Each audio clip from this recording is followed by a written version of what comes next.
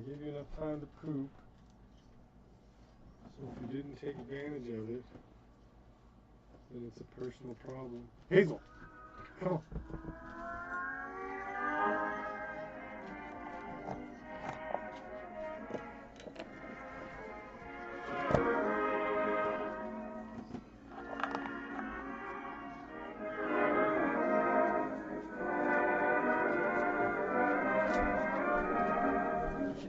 The makers of Johnson's Wax present another broadside of brilliant ballads and bright banter with Rico Marcelli's orchestra, the Bennett Sisters, the Three Kings, the Johnson Waxettes, Lynn Martin, and Marion and Jim as your imaginative impresarios of imposing impossibilities, Fibber McGee and Molly. It's the most stupid thing ever. Marcelli and his men have arranged a musical meeting at about 8:45. Wrap it up, Rico.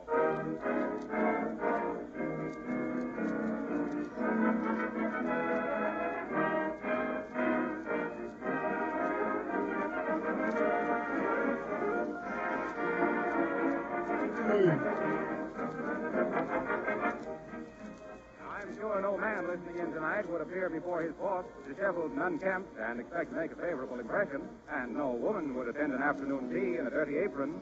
So let me add that a person can't look respectable either, riding in a dirty, discolored automobile. If you've been neglecting the appearance of your car, you can correct the wrong impression you've been making by restoring the finish quickly with Johnson's new Auto Wax and Cleaner.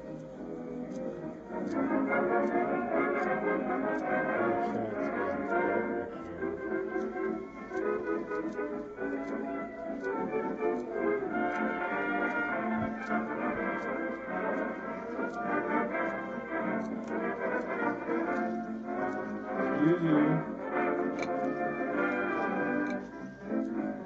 Be pushy.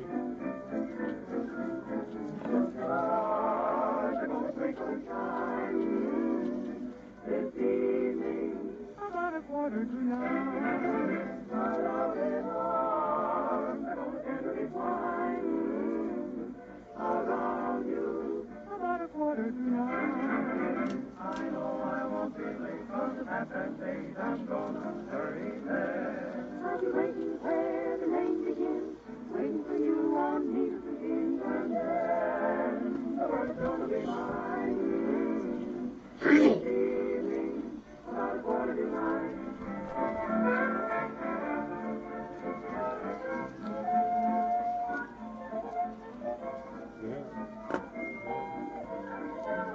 Take advantage of the fact that you look out there.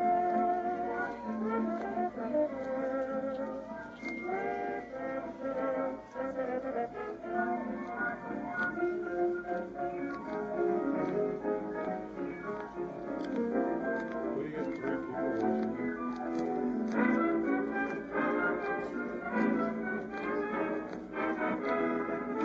Yeah, whole group.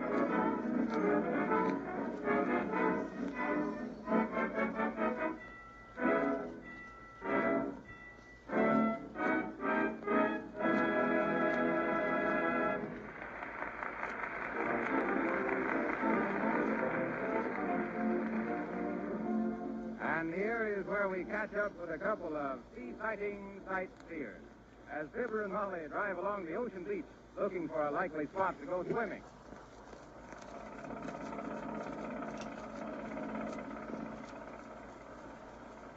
Hey, Molly, how big is the Atlantic Ocean anyhow? And how should I know? Shucks, didn't you have it in school? You think I went to school on a raft, McGee? What difference does it make how big the ocean is? Oh, I don't know. I just wondered why such a big ocean had such a few places where a fellow can swim. Go on with you, McGee. It's the After ocean where you that's work, not the old you can swimming just say hole. no. And Here's look, one about that. here's Yeah, a lovely that's place up ahead and Yeah. not a soul in sight. Stop the car, McGee. Look, that Well, you're does just look pretty good at staring that, don't it? at I'll the pull over there. fire. Gotta get them brakes fixed. Fill your lungs with that fresh ocean air, McGee. No, don't. It's fresh enough, you are.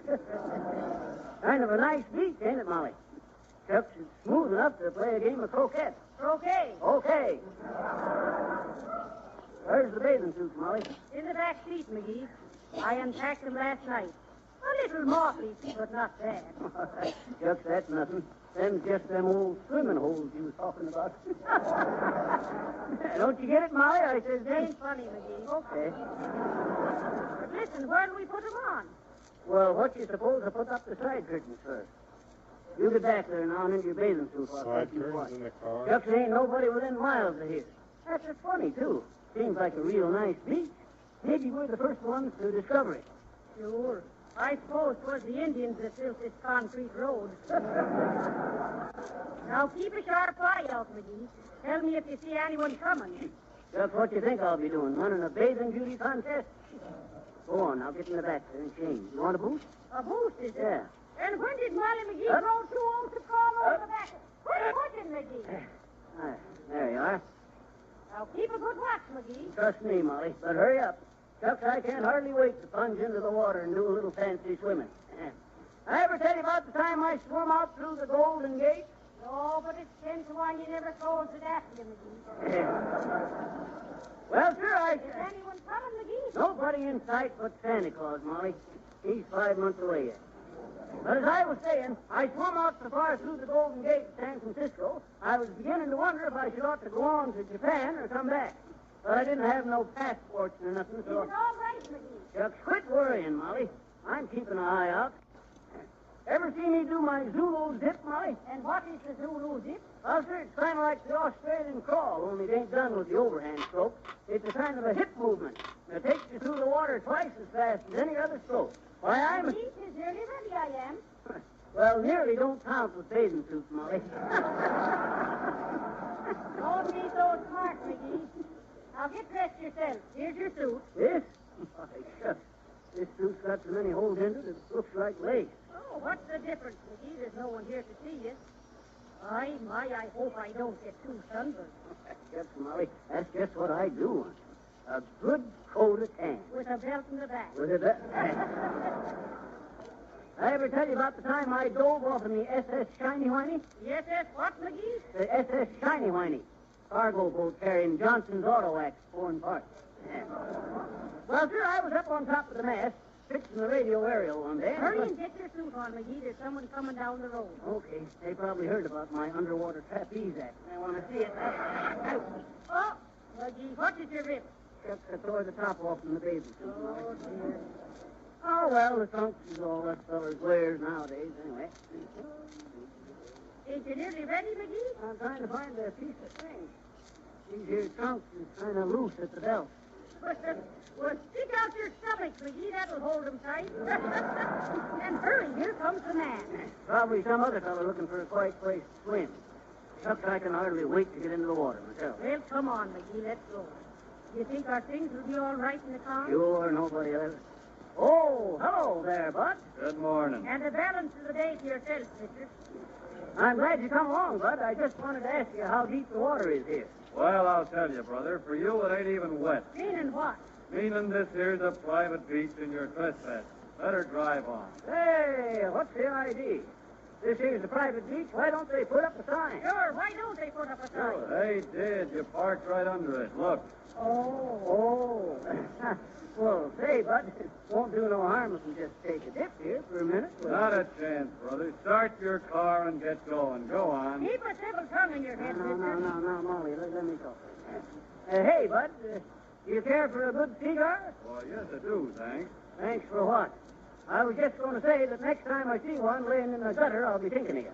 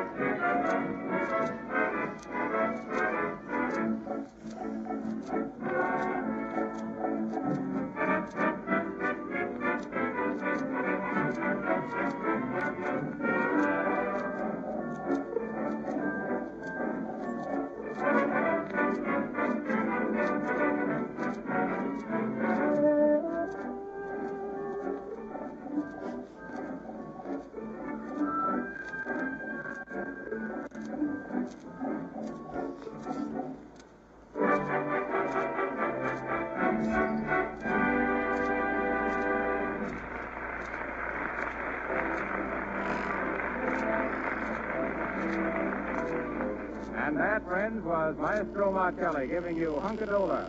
And now it's my turn, and I'm going to give you a hunk of wisdom. If your car is dull and discolored with road film, just Yes, give sir, it... folks. Me and Molly has written a little two-act commercial play about Johnson's Auto Wax. We're going to play it. Give us a fanfare, Marshmallow.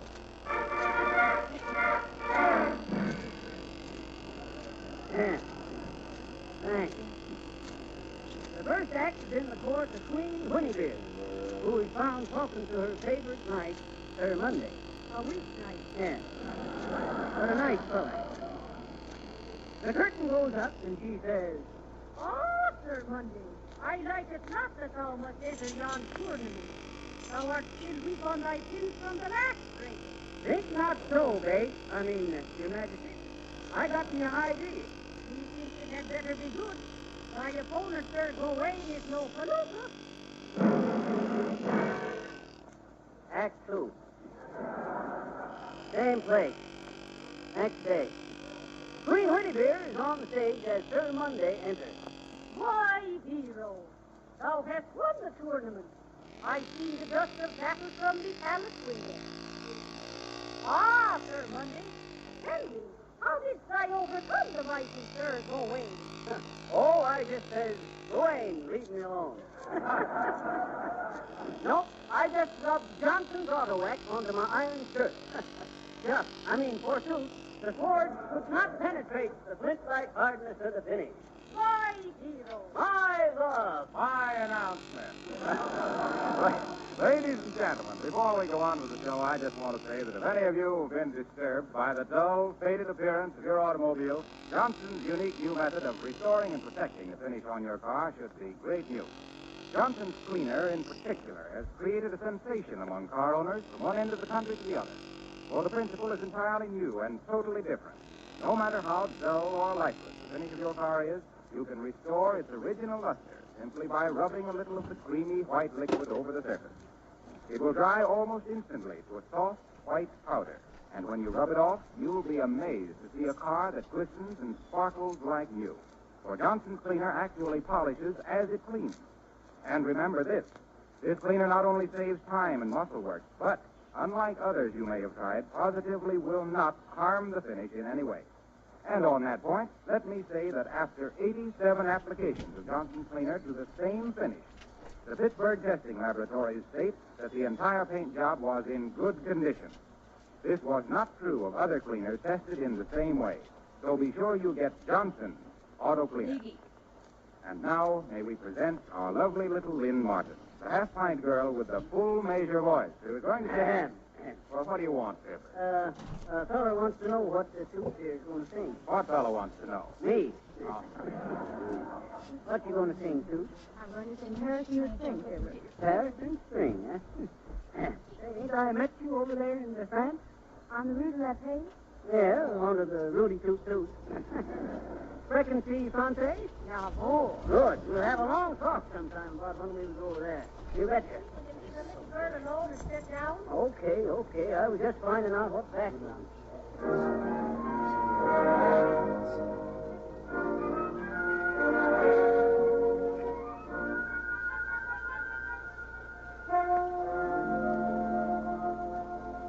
Hazel just wants Paris in the spring. Use water. That's real Like smart. a love affair. Love is in the air, and every pair of arms are rendezvous. For two, Paris in the spring. Hearts begin to dance. And in every glance, you'll find an invitation to romance. You must fall. You simply can't evade love. The moon is there to aid love. Find someone you can call your own. You're to blame if you're all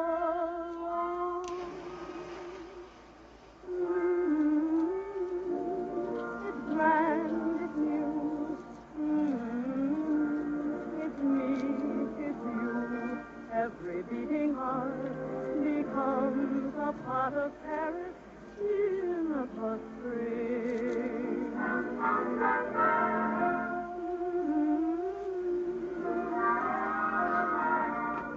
Life's a love affair.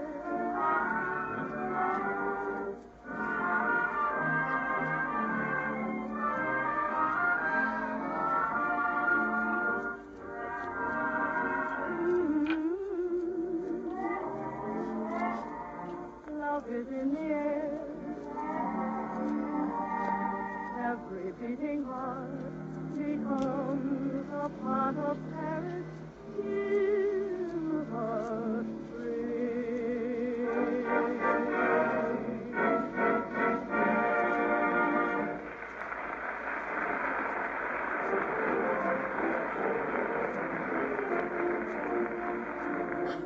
Well, here's that man again. Remember that old story of the hare and the tortoise? Well, Fibbers getting in our hair has taught us a lesson. Oh, me.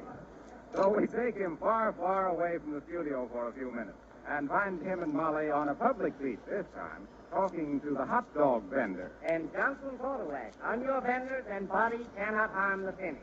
Here, I'll wangle the wax, mister. You peddle your puppies. Hot dog. Get your hot dog, dear. Here you are, lady. Thank you. My, these are real good hot dogs for you. I'll say so. Real pedigree provision. Hot dog, dear. I even see the lifeguard over there eating one, McGee. You better be careful. Liable to get cramped. I mind the time when I was a lifeguard over Oh, now, McGee, are you going? When I was a lifeguard at the Bimble Smucker Bathing Beach. Hot dog. You a lifeguard, Doc? You? Sure, he was a lifeguard. His own life. Why, shucks, Molly. For 2 years, I was known as Beauty McGee, the big, brave boss of the bathing beach. I'll say so. I mean, well, sir, I'll never forget one rescue I made. Well, stop talking and you'll make 2 more. Hot dog. Oh, I got the enthusiasm so much. Yeah. Well, sir, one day I was sitting up there on my lifeguard platform. You want to hear about this, bud? No, I guess not. Well, sir, as I said, I was sitting up there on the lifeguard platform, the center of all female eyes. Sitting there, strong and handsome, all tanned up, my swimming muscles rippling under my skin. When all of a sudden there come a cry of... Hot dog! Oh, that's it. A cry for help. So what did I do? But I leaped down to the beach, plunged into the water, and started swimming out towards where I heard the holler. Faster and faster I swung, dipping through the water like an eel, cresting the waves like a seal, plunging through the heavy seas like a whale. Then I turned over on the back. He turned turtle. Hot dog. Only 10 cents. So what happened, Doc? Well, sir, Hot dog. I says I... Hot dog. Hot dog there. McGee, your story is go to the dog. Go on, Doc. You got me all that? Okay. Well, sir, Hot dog. Hot dog there. Hey, are you going to let me tell this story or not? Go right ahead, Doc. Sorry to interrupt you. It's okay, bud. Business is business. But as I was saying, there I was, turning through the water to the rescue, and when I come up for air, there right in front of me was a gleaming mass of... Hot dog? No! It was hair, what? Golden gleaming hair. A blonde gal was half underwater as I come up to her. She was unconscious as I grabbed her by that beautiful blonde hair, glistening in the sun like Like Johnson's auto wax? You get out of this, Harpo. This is my ocean. Oh, pardon me. I thought this was the NBC. Gonna have trouble with that fellow yet. Well, sir, I grabbed this here gal by the hair and started pulling her into shore. Swimming the 5.5 miles in 2 minutes and 8 seconds. 2 minutes and 8 seconds. Would have been 1 minute and 76 seconds if I hadn't stopped at the lighthouse for a drink of water. Well, sir, when I finally got her to shore, I turned the gal over a big barrel. That's using the old head. Yes. Hog's head. Well, sir, I wrung her out and started artificial perspiration. Inspiration. Respiration. I tried to get her breathing again, but I had to stop and bite the clouds back every minute or two. Stand back, I said. Give this here little gal a chance, I said. I kept on with my artificial perspiration. What's my work? Finally, I noticed a little flutter in her breath. I worked her arms faster. She started breathing. Her eyes quivered. And bending down, I heard her say, "Hot dog! Hot dog!" I see. She'd mustered up enough strength for a hot dog. That dreaded hot dogs and mustard didn't have nothing to do with it.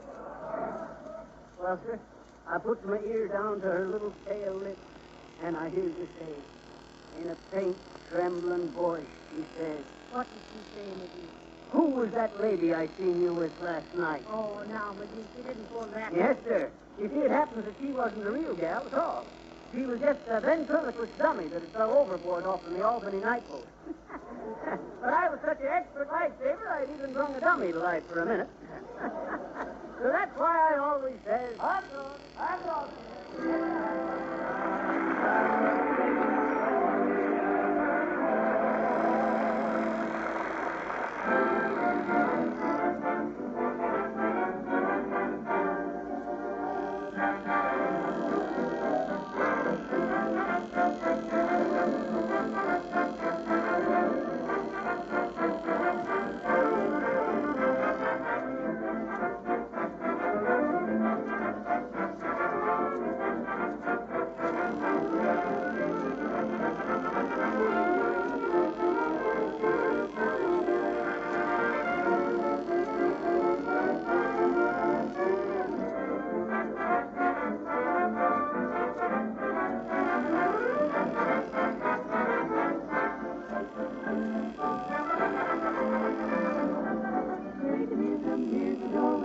I'll go my way, you go your way.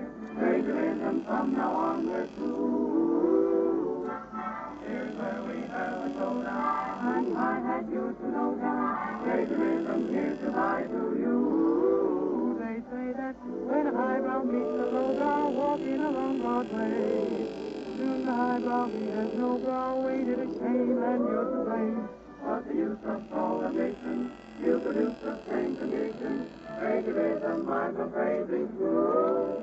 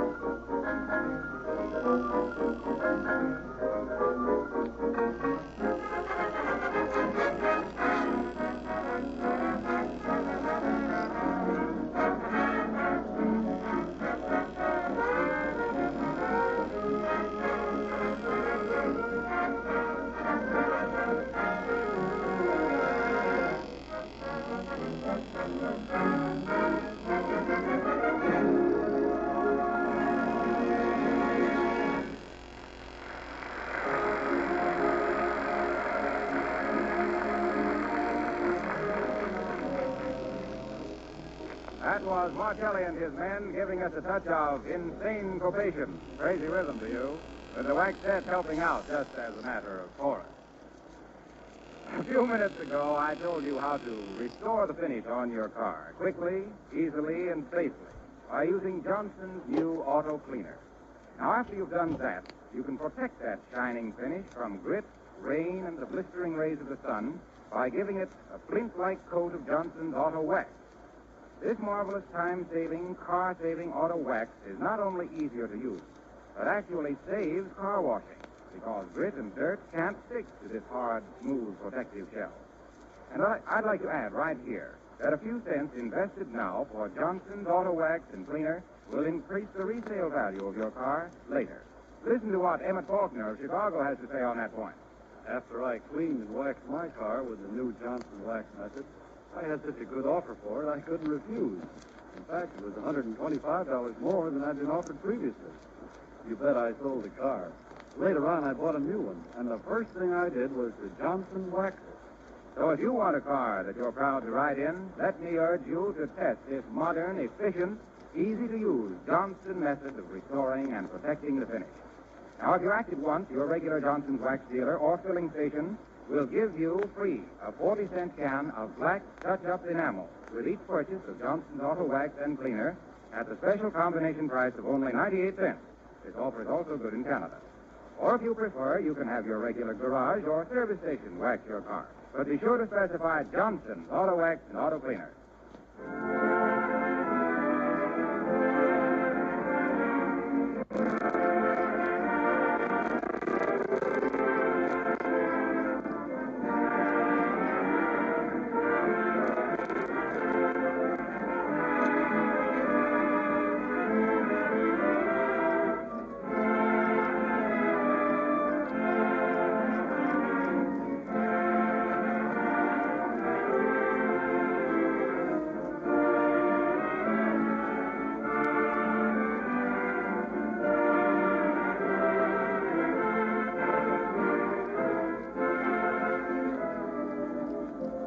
May we suggest that you tie the aerial wire in a memory knot on your finger so you won't forget that next Monday at this same time you'll be fibbed to by Fibber and mollified by Molly. Yes, and harped at by Harpo.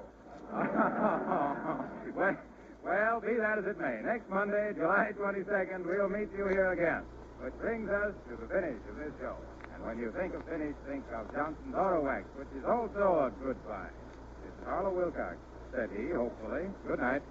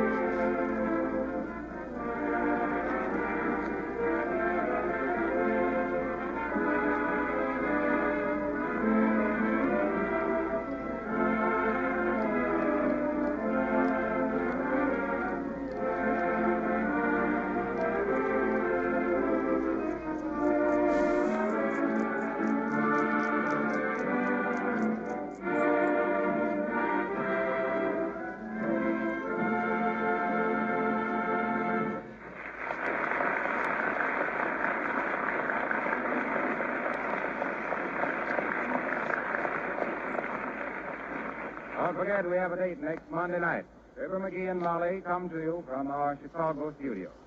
Among the selections heard on our program tonight was Outside of You from Broadway Gondoliers.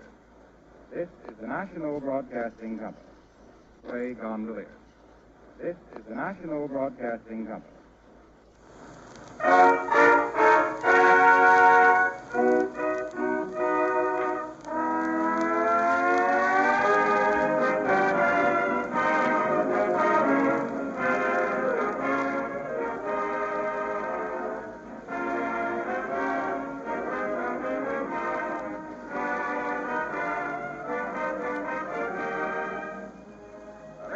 Johnson's Wax send you the 16th syncopated session of swell songs and stirring stories with Rico Martelli's orchestra, the Johnson Merry Men, Lynn Martin, and Marion and Jim as those extraordinary, exhilarating exponents of extemporaneous extravaganza, Fibber McGee and Molly.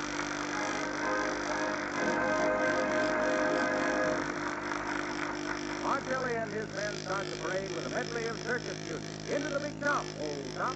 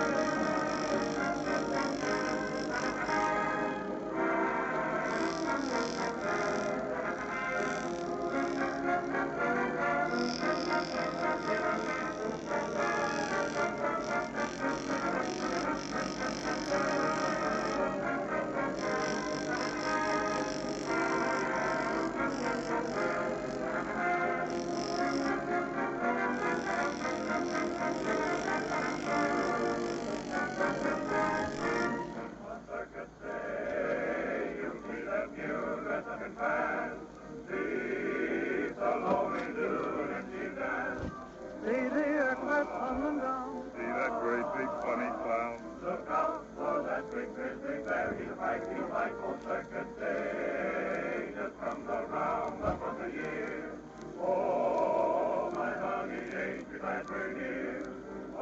I don't feel investigate, and the monkeys will investigate. Oh, you circus day.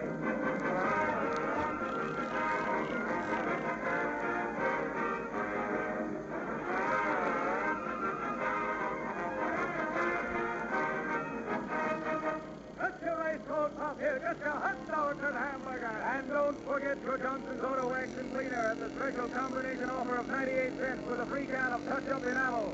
Johnson's Auto Wax and Auto... When you hear the bells of ring-a-ling, all joy round and sweetly you must sing and print the first and through. In a chorus all running, there'll be a hot time in the old town tonight.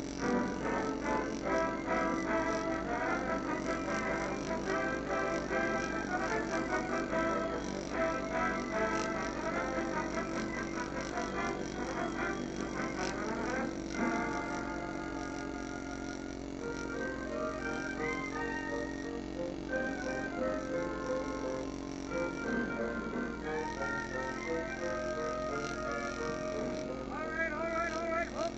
Step right up to the platform and see the most dependent, starving, stupefying, agitated, a monstrosity from the center of the one dead.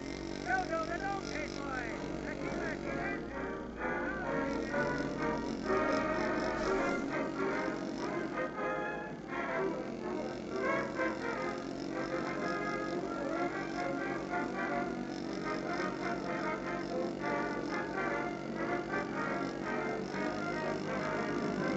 Oh, circus day, just comes around but once a year.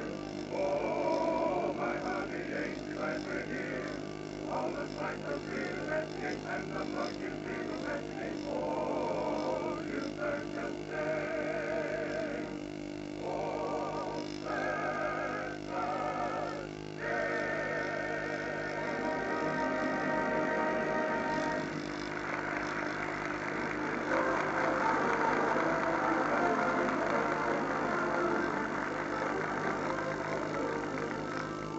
Well, when Fibber and Molly are around, we always have a circus. And tonight is no exception to the rule. Here they are, driving along Highway 79, just as they sight the big shop.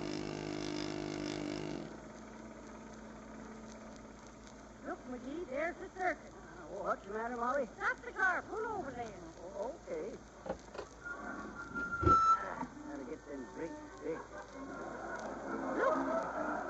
Will you What's the look, matter, McGee? Molly? A circus it is. Huh? A circus, isn't it? A circus. Don't you know what a circus is? Why, sure I know what a circus is. Place where you go on a night that looks clear but won't be, to spend money you can't afford on stuff you don't give a hoot about, just so you can get sawdust into your cup, taffy into your hair, and chewing gum onto your shoes. That's what a circus is. Oh, now, McGee. And have you no youth in your blood? Come on, let's stop and go to the circus. Sure. Four-bits apiece to see a dad-ratted flock of moth-eating lions with shaggy hair. Look what it says, McGee. Huh? Mermaid. Real, genuine mermaid. Only 10 cents. Come on, McGee, let's see. Mermaid. Oh, don't be like that, Molly. Mermaid. A catfish's tail pasted onto a doll's head. That's a mermaid. Sure. Will you look, McGee? See the girls dancing. Oh, my. It's real graceful they are. Where? Oh, there. Oh, a minuet, huh? Well, shucks. I guess we ought to go see him at that. Might be real educational. Wait a minute, I get a couple of tickets, Molly. How much for tickets, Bud? 50 cents. That'll be $1, brother. $1. Kind of steep, ain't it?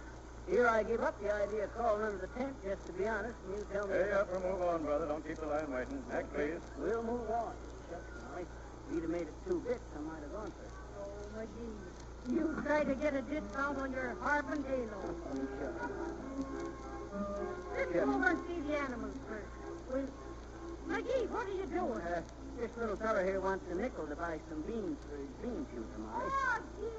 No, mister. Now, then, young fella, now you listen here. How's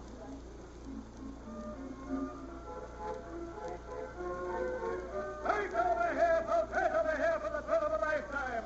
Only one dime, 10 cents to see Turtle, the Tiger Man. Half man and half tiger. Captured in the wilds of Abyssinia at the cost of 15 lives and $200,000. Just so you can see Turtle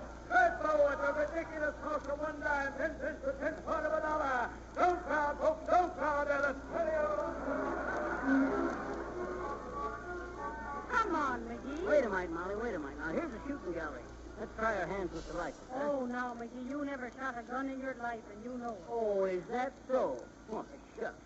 Didn't I ever tell you about the time I was known as Gun McGee, the two-gun gambler of Hooper's Gulch? Let me show you how I used to mow down them horse thieves. How much for 5 shots, Bud? Oh, now, McGee, are you going to... You bet, brother. Game of skill, nothing like it to develop a steady-handed and iron nerve. 10 shots for 25 cents. Say, do you want to shoot first, or I'll hear you already? Oh, no, I don't. Come on now, Molly. Oh, Shucks. no. What was your name, Molly, first? You're a natural gun moll, baby. She loaded, Bud? It's all set, Doc. No, hold it in the other hand, baby. Oh, well, like this. Here, let me show you, Molly. Like this, see? The stock close to your shoulder, left hand here, right hand here, and don't squeeze the trigger. Don't squeeze the trigger. Oh, yank it. Hey, brother, there Oh, who's doing this, Bud? Now get a line on them clay pipes or them ball targets, Molly, and shut your eyes. Shut my eyes. Yeah, and then give the trigger a yank. Now, you got the idea? When you shoot, slide this thing down and back, and she's loaded again. Now, go ahead. All right, McGee. Here goes. There.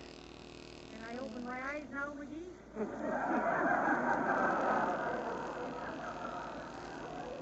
You done all right, too, Molly. You busted 3 clay pipes.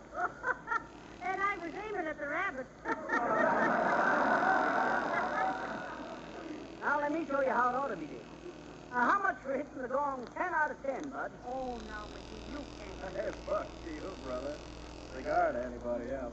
Oh, a wise guy, huh? Well, I'll show you.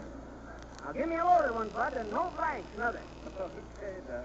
You better tell me what you're aiming at. It's my $5 to know. No glass, Bud, no glass. You ever hear of Annie Oakley? Yeah, sure. She's the greatest shot that ever lived. Well, I'm Fibber McGee, the terror of the targets, and Annie doesn't live here anymore. Out of the way there now, Bud. I'm taking the left-hand target there. Be careful now, McGee. You watch this, Molly. Oh, my, he never shot a gun in his whole life. 1, 2, 3, Oh, my. 4, Look at that. 5, Dear, oh, dear. 6, Well, I'll be... 7, Woo! 8, What? 9, 10. Hey, who are you, Doc? Where'd you learn to shoot like that? My, McGee, it's wonderful you were. Keep your $5, Bud. You're awful easy took. Come on, Molly, let's My, McGee, you never told me you was a crack shot. My, it was wonderful. Why, shucks, that was nothing. You should have seen the time I trimmed Willie Trim's mustache with a 45 at a distance of 92 foot. With one hand blindfolded behind me, Oh, hello there, son. Hey, mister, Huh? I lost my quarter. You lost your quarter? McGee, did you give the man a quarter? Sure. Well, He gave me a quarter behind me here in the gallery and hit the gong with my bean shooter every time he shot. What? I hit every time, too, didn't I? well, shucks, Bud, you hadn't ought to. Hey, Molly, where you going, Molly?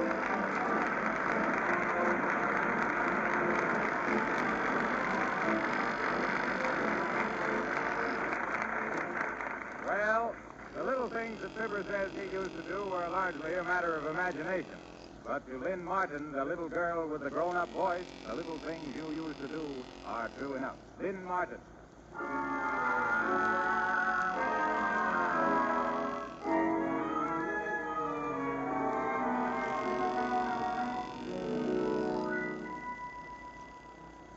Those ashes on the floor, the way you slam the door, I miss them when the day is through. When I sit alone and think of you, and the little things you used to do. The spot upon your tie, the way that you would lie when I found out you'd been untrue. You will never know how much I long for the little things you used to do. All your little faults I used to see would make me angry then. But I'd love them all if I could be back in your arms again. The way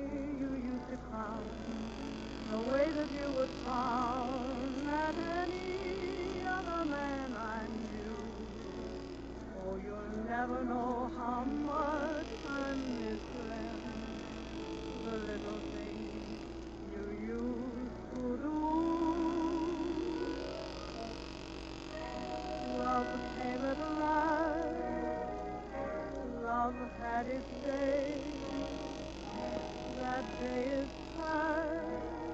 You went away.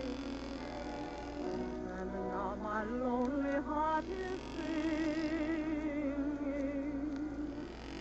Lover, come back to me. All your little folks I used to see would make me angry then. But I'd love them all if I could be back in arms again. The happiness we planned as we sat hand in hand, it's hard to think it won't come true. Oh, you'll never know how much I love you. And the little things we used to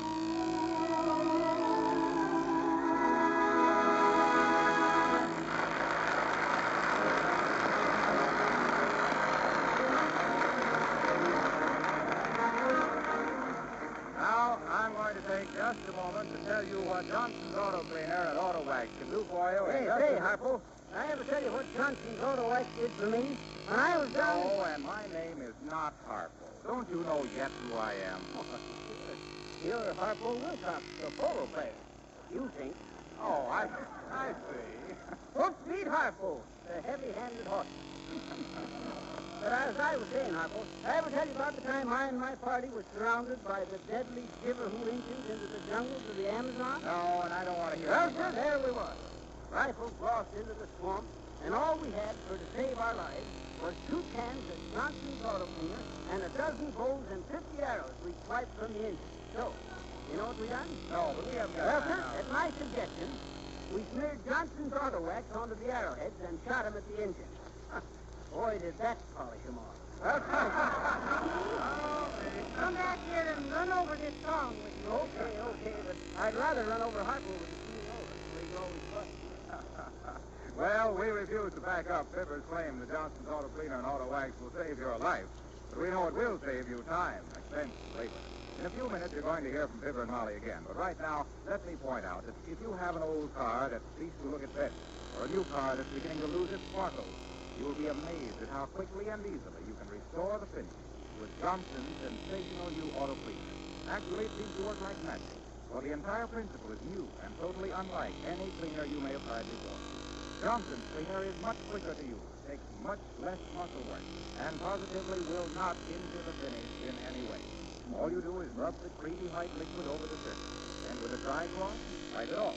You'll be astonished to see a complete transformation from a dull finish to one that gleams and glitters in the sunlight. For Johnson's cleaner actually polishes as it wipes away every speck of dirt and gummy road film. Try it. You'll be mighty glad you did. Well, now let's see what that song is that Fibber and Molly were practicing. What is it, Molly? Don't tell him, Molly, don't tell him. You just twist it around so you can get in something about Johnson's Auto Wax. The name of the song is, No Matter How Hard You Rub, Roscoe, You Can't Harm the Finish. Oh, go on. I don't believe that's the name of it at all. Oh, then you're smarter than I give you credit for. Give us a chord, Marshmallow. That's fine. Why don't you play like that all the time? She was an acrobat's daughter. Her folks were the Bounding McGee. She turned 21 and married the son of the man on the flying trapeze. Oh, the wedding was held in the circus for all the spectators to see. And when they were wed, they both stood on their head. An acrobat's daughter was she. She could do a backflip, a That's front good stuff. flip, a acrobatic grace. An hip-up, a trip-up, without landing on her face. She could do contortions, proportions, of her swelling at the knee. You'd wonder, by thunder, which end you would rather see. McGee? Oh, she was an acrobat's daughter. Perfect was a little strange breed. She taught them some facts. How about Johnson's wax? Get out of here, Harpo. This is my... Ooh, dressed up in her tight silver spangles. She looked just as cute as could be. But There she ain't no did body. say my tears, so she carried us there. An extra bestseller was she.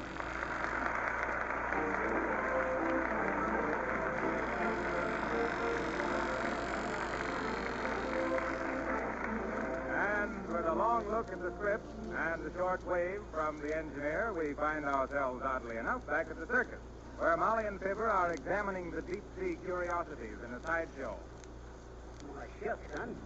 You ain't got nothing here I ain't seen before. Oh, now, McGee, are you Oh, what do you got? A couple of starfish, octopus, Hey, what's that thing? That in the case there? Ah, That's a species of gastropod mollusk. It adheres to the timbers and rocks in the bottom of the ocean. Called a limpet. a which? A limpet. a limpet? A whippet? Skip it. Say, what's this? A swordfish, ain't it? What did you think it was, McGee? A raspberry jellyfish? Sure, that's a swordfish. Why? Well, you got the wrong name onto the case then, son. It says Exiphius gladiolus. You wouldn't understand it, McGee. It's deep, see? Oh, shucks. That's the name in Latin for swordfish. Oh, Exiphius gladius. go on. Don't tell me them fish talk Latin, bud. With that there pointed chin on him, he'd be lucky to blow bubbles. You'll have to excuse him, mister. He's real ignorant he is about marine life. Well, what of it? I was in the army myself. But I do know all about this here Exiphius gladiolus. It's them swordfish. I fought a duel with one once. Want to hear about it? No, let it go. Well, sir, it was whilst I was down in...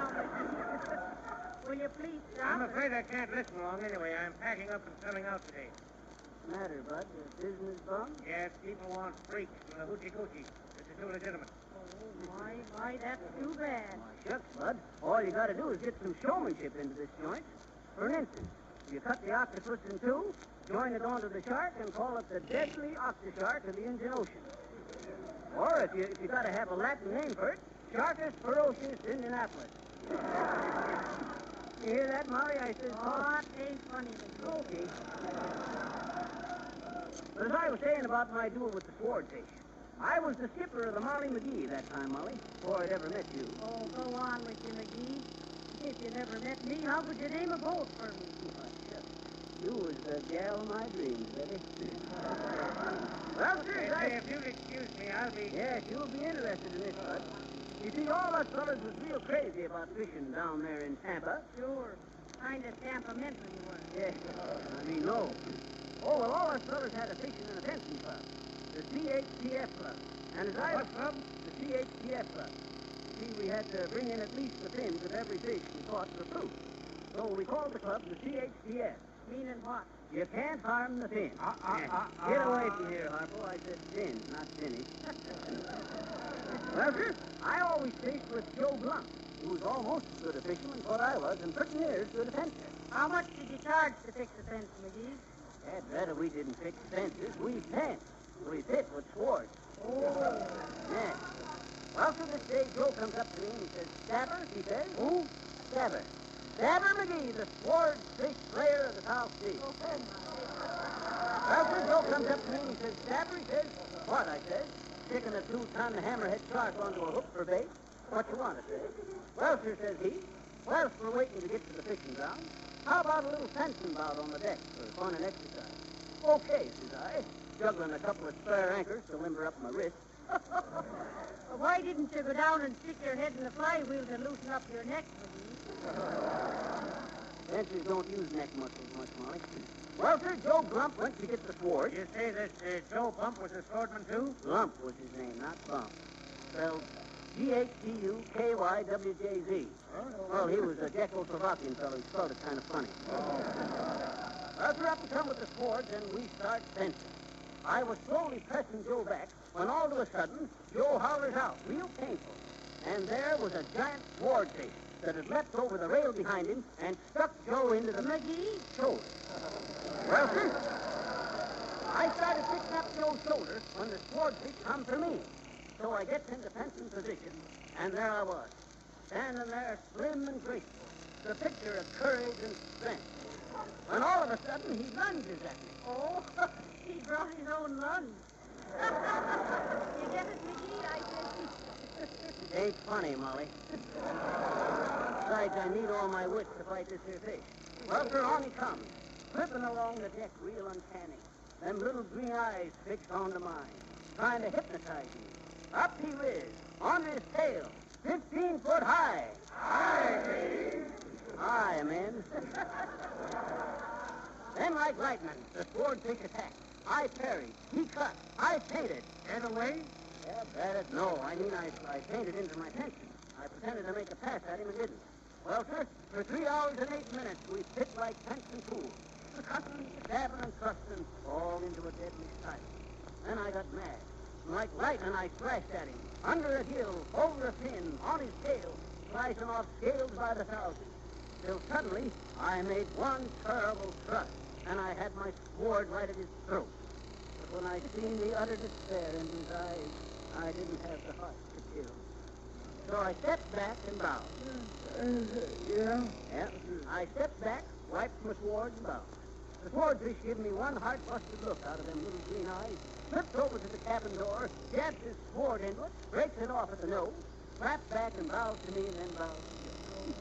We both bowed back, and with a kind of a funny little moan, the swordfish curtsied and hurled himself back into the ocean.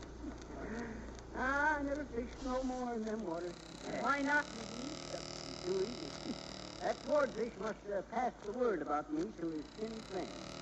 Because always after that, they never put up a fight. They just swim out and jab their swords into the side of my boat, waiting to be hauled in. All right, the last trip I made, I got back to Tampa with 47 swordfish sticking into the side of the boat. Looked like a sea-going porcupine. That's why I says, Bud, that... That's why I says that I never... Don't wake him up, McGee. He's asleep in the deep. That's all the appreciation.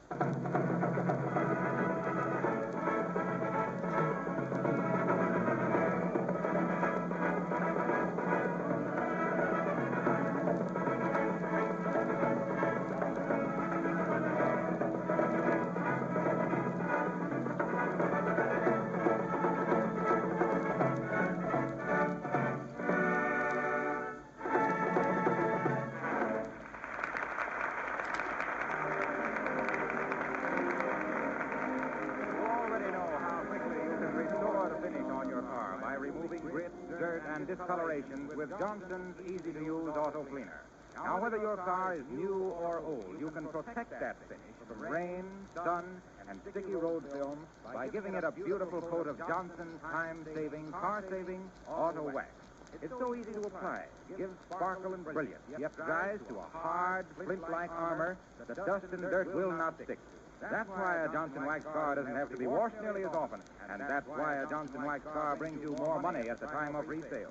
Just let me read you a letter from Mr. Henry Fonder Maiden, prominent San Francisco used car dealer. He says, after trying many cleaners and polishes, we find the best and quickest results are obtained with Johnson's Cleaner and Johnson's Automobile Wax. It not only makes our cars look like new, but requires the least effort and time. So if you want a car with the surface as smooth and bright as polished glass, let me urge you to take advantage of this generous free offer, good in the United States and Canada. Go to your regular hardware store or wax dealer. Buy Johnson's Auto Wax and Cleaner at the special low price of 98 cents and receive free a regular 40-cent can of black touch-up enamel. Or let your garage or service station wax your car. But insist on Johnson's Auto Wax and Auto Cleaner.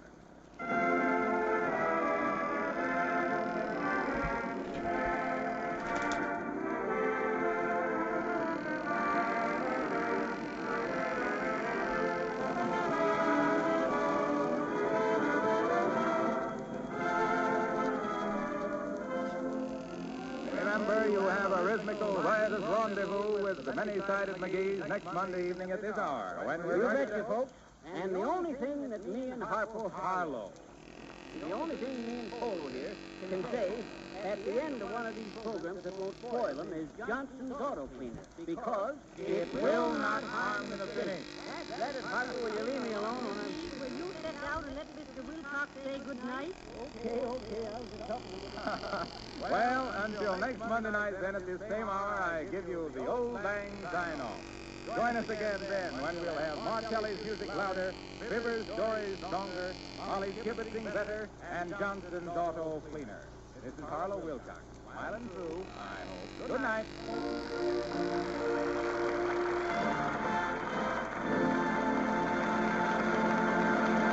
This program came to you from our Chicago studio. This is the National Broadcasting Company. You are listening, friends, to WLS, the voice of Prairie Farmer, America's oldest farm paper.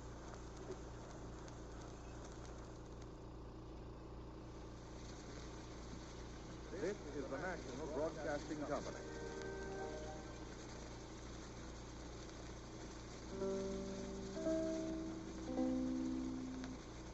WENR, the voice of service in Chicago. WENR now leaves the air in favor of WLS, whose programs follow immediately.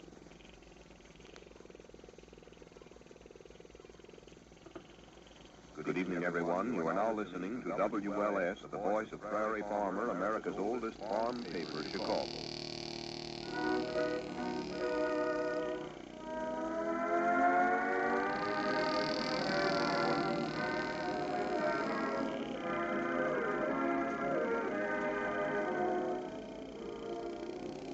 The makers of Johnson's Wax present another polished period of music and merriment with Rico Marcelli's orchestra, Lynn Martin, Audrey Cole, Johnson Merrymen, Marion and Jim as those hucksters of hilarity, those heterogeneous horizon hunters, Fibber McGee and Molly.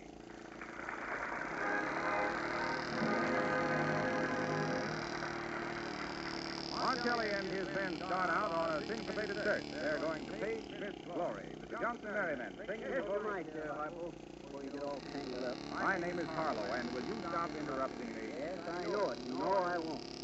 Listen, Harlow, I got a phonograph record here I made of you announcing last week. You want to hear it? Why, yes, I'd like to hear. Okay. Put on that there record, Manny.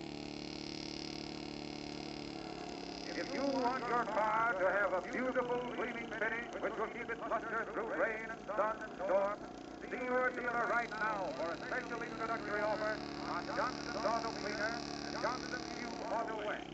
Remember the name, Johnson's Auto Cleaner and Johnson's Auto Cleaner and Johnson's Auto Cleaner and Johnson's Auto Cleaner and Johnson's Auto Cleaner and Johnson's Auto Cleaner and Johnson's Auto Cleaner and Johnson's Auto Cleaner.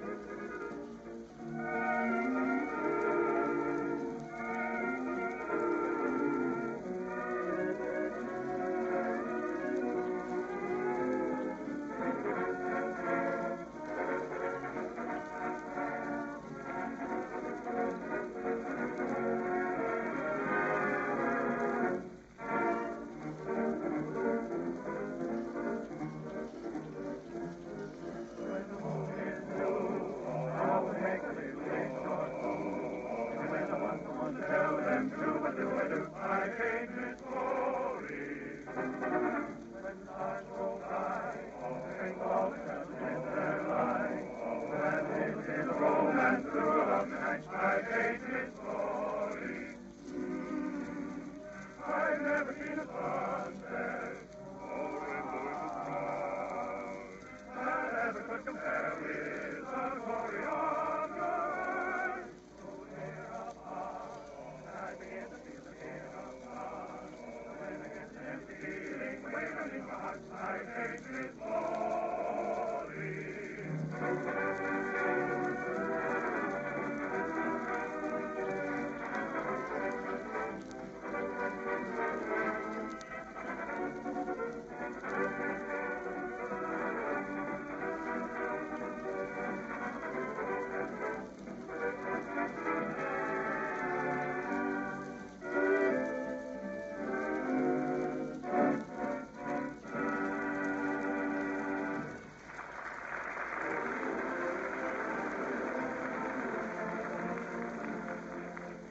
Now back to Highway 79, where Fibber and Molly are cheerfully chugging past a house with a sign in the window. A sign that says Palmer Street. Stop the car, McGee. What's her? We anywhere near. Stop the car, I tell you. Okay. Gotta get them brakes fixed. What are we stopping for, Molly? Chuck's I ring? want me fortune told, McGee. In that fortune teller's house. Oh, go on with you, Molly. That there stuff is just a lot of baloney. Well, if you don't believe in it, McGee, you can wait in the car. But don't be asking me later what I Hey, say now. Molly, wait a minute. Well, McGee, I thought you thought it was all baloney. I do, but I thought I'd come along and see how fixed they priced it. How much it gonna cost? Well, look at the sign, isn't it? Madam Estrallo. Oh, Ham's red, horoscope cast, stars red to the future foretold in love, marriage, and business. 50 cents. yeah. She probably don't even know when it's gonna rain. Be quiet, McGee. Don't be always stopping at what you don't understand. Why, I hope this Madam Estrallo is home.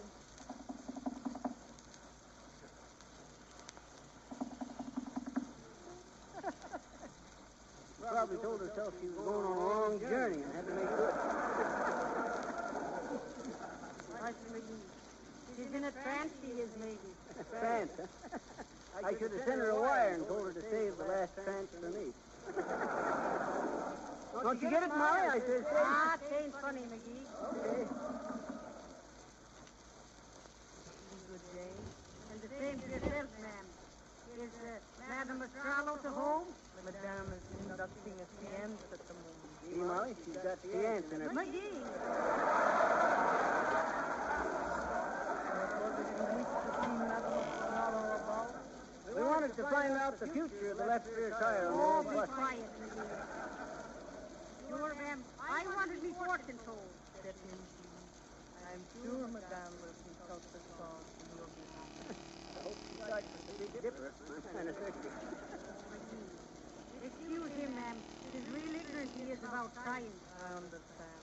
We are quite familiar with the steps of philosophy. Perhaps we can convince Mr. McGee that the key to the future may be held in human hands. Oh, that's right. Hey, how'd you know my name's McGee? Please sit down. Why, it's real dark in here. Smell the incense, McGee? I do. Don't hide that there's corned beef and cabbage perfume. Madame will see. Just a moment. Hey, Molly. What? How come did she know my name? It's one of the minor mysteries, McGee. What do you mean? Why, I've mentioned it half a dozen times in her hearing, isn't it? Say, you suppose... Quiet, McGee. Here comes Madam Estrallo. Madam Estrallo, the seventh daughter. One of the 49ers. Quiet, McGee. Madam Estrallo, who foretells the past, present, and future, to whom the human mind is an open book. And her, Madame Estrallo, I was wrong, Molly. It ain't baloney. It's salami. Say, Lord. Say gorilla. You think I am, Popeye? Take the veil off, ma'am, and sit down. Build yourself a lap. Who wishes to consult with Madam Astrologer? Oh, that's the same gal that met us at the door, ma'am. Quiet, McGee. I want me future told, ma'am. Your husband here don't believe in it himself. Perhaps we can convince him that the hand holds the secret of the past and future. May I see your hand, sir? You betcha. But remember, that there smudge there ain't no dark human crossing my path. That's just some cut grease. Your hand is extremely intimate. I see that you are pleased with me well. So what? Oh, you started, you might as well get on with it. My palm with silver. Oh, okay. If it ain't right, I'll cross the street for the copper. He'll do nothing of the kind, man. Go on with the fortune. What do you think? I see by the line of junction with the beast of Saturn that you've been a wanderer, a traveler. But your journey starts growing to a close. So, what's going to happen then? Sure, we was planning on driving through California and Mexico through the wilderness. You mean we won't? Not this. I see you in the frame building, a home. There's music, laughter, the house that hates you. Hey, you ain't selling no real estate on the side, are you, Sid? Be still, McGee. Pay no attention to him, Madam Australia. You have a most remarkable lifestyle. Oh, where's his lifetime? From here to here, it tells me that this man will come into large sums of money. That is, Molly, can't you be serious? What's so funny, Molly? That's lifeline, McGee. Sure, that's not his lifeline, man. That's where he cut himself opening a can of sardines last summer. I knew there was something fishy about this here. The accidents of life leave their marks to guide you in the future. As for the line of Jupiter and Venus, I see a man with dark hair. You mean a dark man getting in my hair? That's Harpo, Molly. Now I shall consult my trick. Hey, you ever try Johnson's auto cleaner to polish up that there glass ball, lady? That'd make the future brighter for a lot of Oh, folks. McGee, be quiet. Fortune telling is a serious business. Oh, shucks, is that so? Anybody can tell fortunes if they got the right feeling for it. Are you psychic? Yeah. They used to call me Psychic McGee, scientific here at Saratoga. Oh, fine, McGee. Let me see your hand, ma'am, and I'll show you. Real interesting nip, eh? Odd looking ring you got there. You're telling me. I can see you as a small girl, kind of tomboy you was. At the age of 8 years, you had chicken pox. McGee, how is At the age of, let's see now, at the age of 14, eh? You had a bad fall, and you still got a scar on the left knee. Listen, Am I right, sis? Yeah, you are. How'd I get this job? You got it falling off the handlebars, you like it. When you quit high school, you ran off and got married to a feller named Hermie Hecksmusher. Your initials now is GH.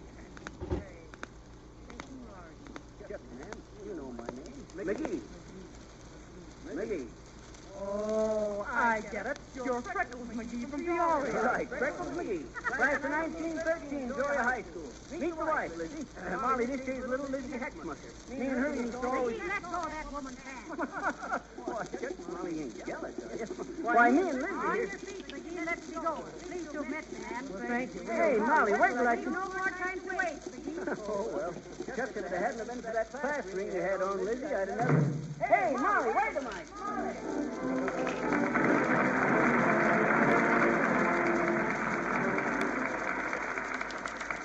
Well, it looks as though everybody around here is going psychic. Even little Lynn Martin, our pinpoint prima donna, is going to tell us about every little moment. Lynn Martin.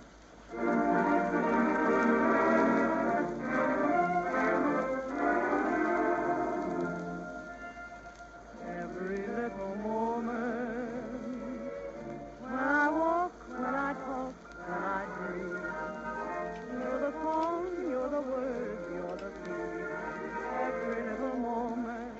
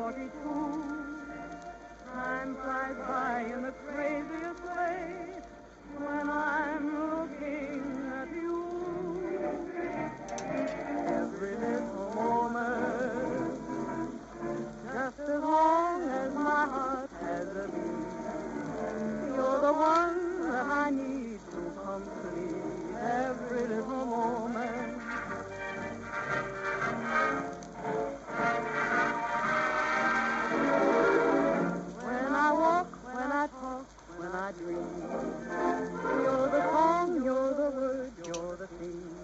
Every little moment.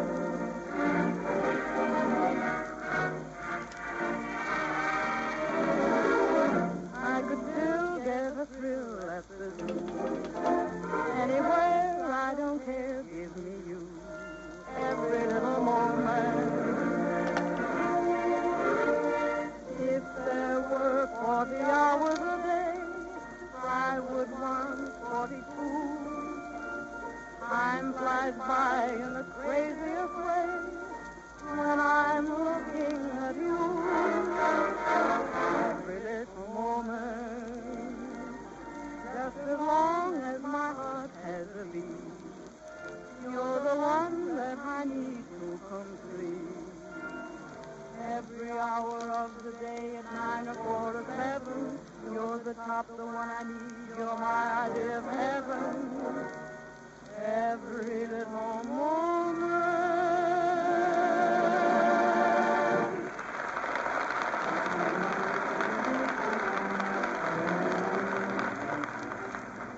Every week, hundreds more car owners try Johnson's Auto Cleaner and are amazed at the way it restores original beauty to a car that is dull and faded.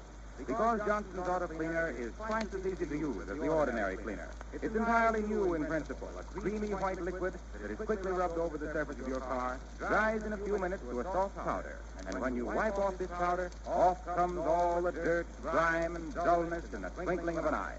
Behold your car gleaming like new. And further, Johnson's Auto Cleaner positively will not harm the finish. It does its work without the use of harsh abrasives. Try it. You will be amazed at the complete transformation of your car. Now we're going to put in a call for Audrey. Yes, sir, little Audrey Call. Marcelli's feature violinist, who will play her own original transcription of When a Gypsy Makes His Violin Cry.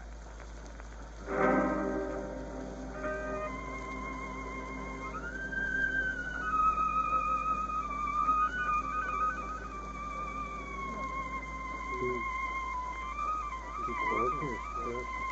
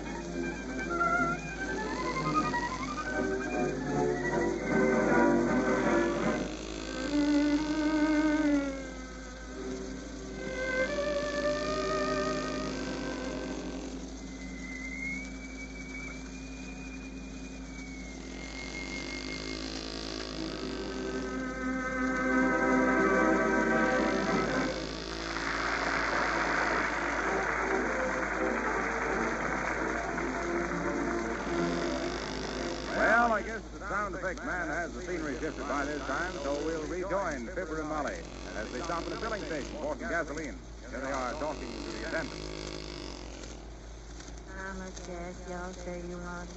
Fill it up, boy. Hey, now, wait a minute. Hey. How far is it to Whimperton, bud? I reckon it's about 97 miles as the flow side. He means it's the flight road. No, he means it's the tri-flow, don't you, bud? No, sir. I'm in a straight line, only y'all can't drive in a straight line. On account of the road curve for the bag, so maybe you better figure on about 120 miles. Oh, 120, eh? Well, in that third case, bud, you better put in 3 gallons. 3 gallons? Yeah. Y'all get 40 miles on a gallon? 40? Shucks, bud. One place down in Carolina, we got 80 miles on a gallon and a half. Including coasting down 60 mile a hill and 3 pushes and the towing. Hey, bud, what's that there factory over there? That one over there? Yeah. That's a little old furniture factory, boss. It ain't running no more down now, though. I wonder if that's one of the factories I put out of business. Oh, now, McGee, you never Is you a furniture man, boss? You betcha. Sure. You should see him go to work on a dining room table. You betcha I'm a furniture man, bud. Used to have a furniture farm up in Washington State. Furniture farm? Yep, furniture farm. Used to raise furniture for the whole state of Washington. Used to call me Woodwork McGee, the walnut wizard of Walla Walla. Woodwork or wouldn't work, McGee? Just a minute, mister. Y'all say you raise this here furniture? Yep. Really? You see, Bud, I discovered one day that if you carve a walnut into the shape of a chair or a table or something, then plant it under the right conditions, in 4 years' time you'll have a full-grown chair or table or whatever you carve it into the shape of. Is that so? Yes, sir, Bud. I had me a 200,000-acre farm all planted with furniture. I had me a nice crop of piano stools one year, so the next year I planted kitchen cabinets. Crop rotation. I suppose you planted fast weights to raise windows, McGee. Nope. I remember I had me a bad time trying to match walnuts. Match walnuts? Yep. You see, I had to get walnuts exactly the same size, weight, and shape, so I could carve them and plant them for twin beds. Even then, you never knew when you'd plant a Queen Anne chipper oak and have it come up 4 years later as a Louis XIV bookcase. Oh, well, I suppose every business has its risk. You mean all you had to do was to go out and gather yourself a van load of furniture? All finished and everything? Yep. Oh, of course we had to cut off the roof, the leaves, and give it a swipe to dust off.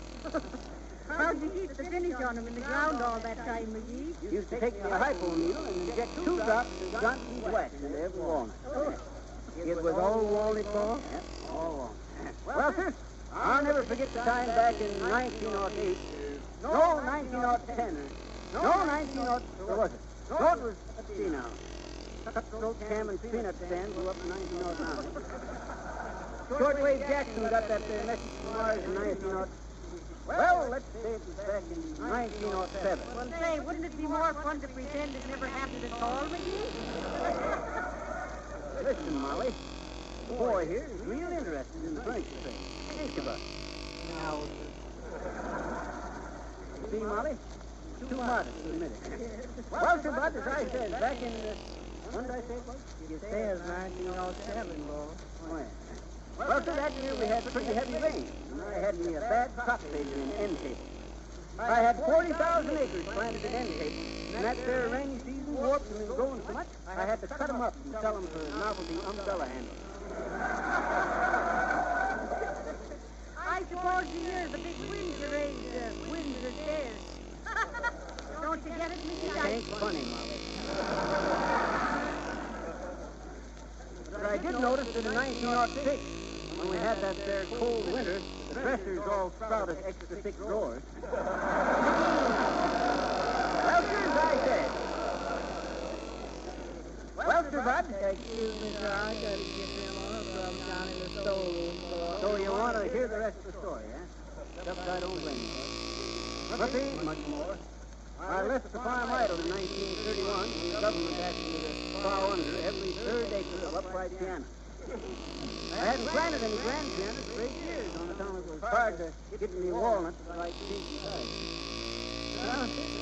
Busted me all up, falling to all them swell Pepperdale and chipping white pianos. But I had to be patriotic, so I sold out to a truck farmer. Truck farmer? Yeah, truck farmer. Truck farmer. They let the rest of the farm go up any old way. And they say that some of the tables and chairs I planted are 90 feet high by this time. Stop your nonsense and let's get going. Next time you're up Washington way, bud, ask about Woodward McGee, the walnut wizard of Walla Walla. They'll show you the famous Fiddler McGee furniture court. You up then. You'll know the place by them 5 big forest ranger lookout towers. Them lookout towers, too. I originally planted them for the high chairs for them twin couplets. They grew too fast for me, so I sold them to the government. The twin company? No, the high chairs. See you later, bud.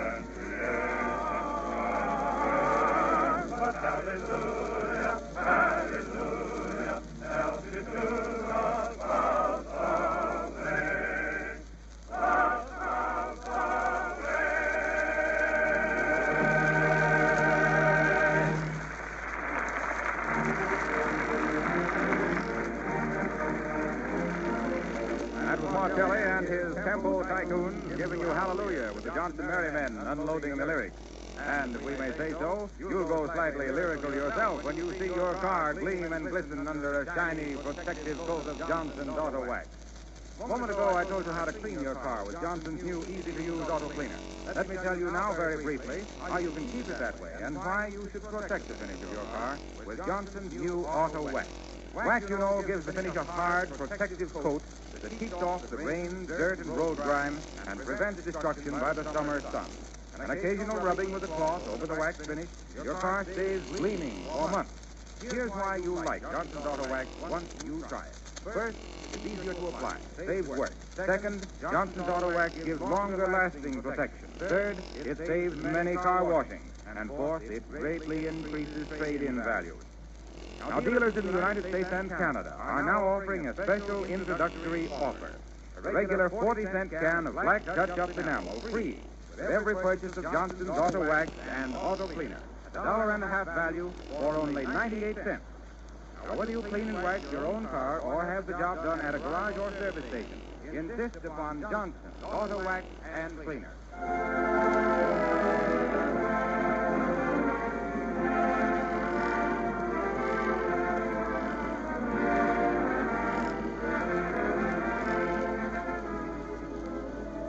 Don't forget now, tally with the dials next Monday night at this same hour for another half hour of Holcomb and Hotshot. Remember, Monday the 19th, for the 19th night of Misty Notions and Neat Numbers. When, folks? Next Monday, Ian Harpo here will... The name is Harlow. From Rendezvous? Who, me?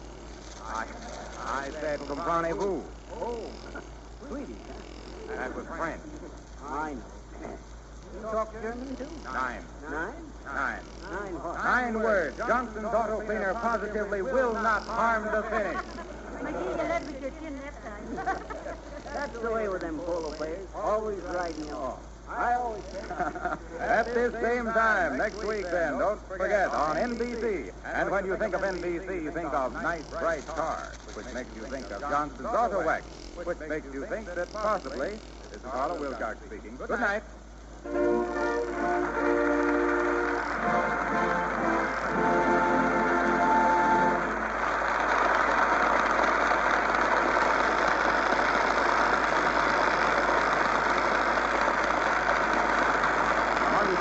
On our program tonight were Take It Easy from Every Night at 8. This program came to you from our Chicago studio. This is the National Broadcasting Company.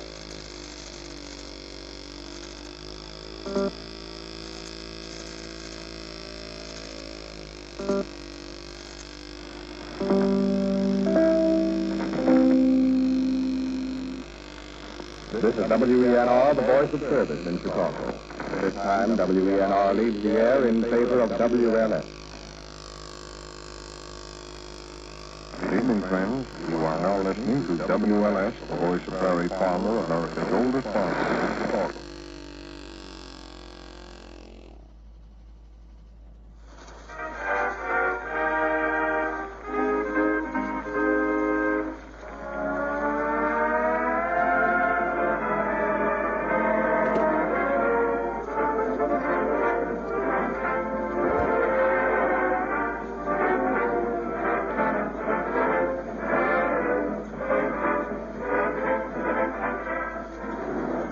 Of Johnson's Wax bring you more musical moments of unmitigated merriment with Rico Marcelli's orchestra, Ronald Mansfield, Charlie Wilson, the Johnson Merrymen, and Marion and Jim as those gay and garrulous gadders, those gasoline gondoliers, Fibber McGee and Molly.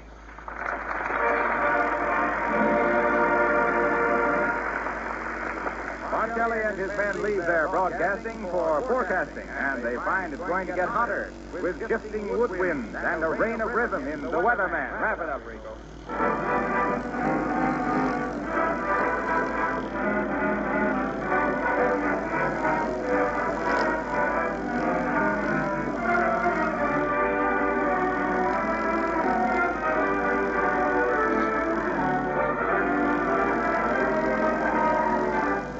In the midst of this sparkling music, let me remind you that now is the time to wax your car. Your family, your friends will be proud to ride with you when your car sparkles and gleams with a Johnson Wax polish. Ask your dealer for Johnson's Auto Wax and Cleaner. You'll receive a can of fine quality black touch-up enamel absolutely free when you make your purchase. Don't delay another day. Wax your car the Johnson way.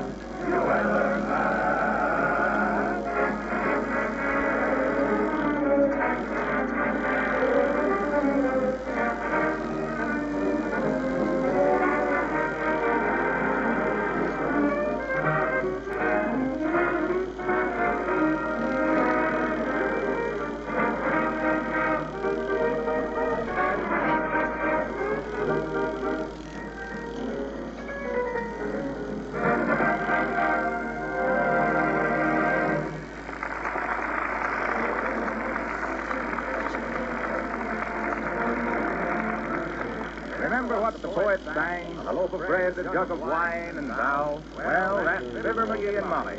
2 loafers, bread, a jug of the motor, and thousands of miles behind them. They come in sight of a new real estate development. Look, McGee, it's a carnival. Let's stop. Oh, shucks, Molly. We ain't got time to go messing around those rat carnivals. Besides, it ain't a carnival. Well, then what is it?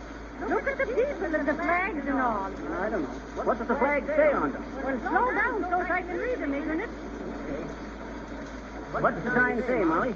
I can't read them and drive, too. Oh, must be a new subdivision, McGee. It says Wistful Vista Home Site. $1 down. Buy a lot for a little. Lot of what? Build a home for the land's sake. Who's me to them? The realest real estate you ever bought. Oh, shucks, we don't want to stop and listen to a lot of high-pressure salesmanship. Look, McGee, that sign. Where? Barbecue sandwiches and coffee free. Gotta get them brakes fixed. You needn't have stopped so sudden. You near broke me neck. I know. I just happened to think. Every American citizen ought to be interested in the home building, Molly. It's the backbone of our Ah, city. go on with you, McGee. It's your wishbone you're talking about. You're wishing for a free sandwich. Oh, shucks. Hello. It is one hello too many, mister. There's only 2 of us. So I see. Yes, so I see. 2 is the very type of citizen we want to see settled down on a little nest on this beautiful development, folks. Here's where you'll get a lot for the little. A home for half and contentment on every dotted line. Yes, sir, folks. What is this place now? This place, madam? Why, this is none other than that beautiful landscape, Hagelmeyer's Wistful Vista subdivision. Wired for light, pipe for gas, paved for pavement, ditch for sewers, and for only the small sum. Where do you get them free sandwiches, brother? And coffee. Right over there, sir, at the barbecue pit. But before you avail yourself of Hagelmeyer's Wistful Vista hospitality, let me give you a short summary of our proposition here. We have probably the finest, the most economical. Come on, Molly, get out. I don't know why we can't get a mouthful and an earful at the same time. Where'd you say this here free barbecue pit was, brother? Well, I must inform you that that word free is conditional. And what do you mean conditional? Free is free. Oh, yes, indeed. Free without the slightest reservation to those who hold tickets for the grand drawing. Grand what? What do you mean, tickets for the grand drawing? Do you mean to say that you've come within 10,000 miles of Hagelmeyer's Wistful Vista without learning from every man, woman, and child the sensational details of our sales stimulant? Why, sir and madam, here is opportunity itself knocking, nay, thundering at your door. That's all I want is opportunity to sink my teeth into a Why, for barbecue. the paltry sum of only $2, sir. You buy a ticket which may bring you shelter in your declining days, a haven from the storms of the future, the dream of every solid citizen of this great commonwealth. Oh, you mean you're selling chances onto a house? A house? A house? Did you say a house, madam? Certainly I said This is the house. A house of your dreams, madam. A trove of contentment. The realization of a lifetime's yearning. The answers to a woman's prayer. Look there. Where? There. Direct your gaze at that fine covered cottage. That marvelous modern example of the architect's art. The home of your heart's desire. Right over there. Oh, the house. Well, it is real pretty, isn't it, McGee? Oh, it's okay. Now, where did you say this here barbecue? Oh, McGee. You gotta have a ticket, the man says. There's only $2 and you have a chance to win that house and lot, too. Am I right, mister? The miserable truth. For the miserable sum of $2. What in Tuckett's so miserable about $2, brother? That'll buy 20 sandwiches. And let me tell you, brother, a hamburger in the hand is worth a house in the hat any day. Come on, Molly, we better get back Wait there. now, McGee, wait. Buy me a ticket. Buy you a... What was that, Molly? You heard me, McGee. Buy me a ticket. Well, for the... You mean you spend $2? McGee, I'm starved. Hey, brother, how many sandwiches are you entitled to when you got a ticket? Oh, there's no limit, sir. It's merely a gesture of hospitality on the part of the Hagelmeyer Wistful Vista Development Company. We feel that a well-fed customer is a better part. You mean you can eat as much as you want? Yes. Now, give me a ticket. There you are, sir. And as a friend to friend, I may say that you've never made a more intelligent person. You mean as one real estate man to another, brother? Oh, now, McGee, give the man his $2 and let's be easy. Here's your $2, brother. As I was saying, I used to dabble mighty in real estate myself. Tropical real estate. Oh, really? No, O'Reilly. parts payment promoted in Panama. Used to sell banana plantations mostly. Some pineapple farms and rubber timber, but mostly bananas. Still, you should ought to see the work to be done on the pineapple plantation. But if you'll excuse me, You're prying into my business a bit, brother. Always glad to share my experience with another real estate man. As I was saying, you should have seen the old Riley and McGee part payment promotion of pineapple plantation. Oh, now, McGee, the man wants Want you to hear about how I done her? I know. You see, brother, I was probably the leading banana land promoter in Panama at the time. banana oil. Banana oil. No, banana land. I had me the biggest plantation of bananas onto the island of Pago Pago. Why? Even the hurricane of 1908 never fazed me. Even though the lightning bust every banana tree I owned right down in the middle of the trunk. lightning struck every banana tree? Right down the middle. But it never discouraged me none. I just took one look at them trees, ordered a herd of Jersey cows shipped in, and set up an ice cream plant. What for? Banana splits for the export trade. Come on, Molly.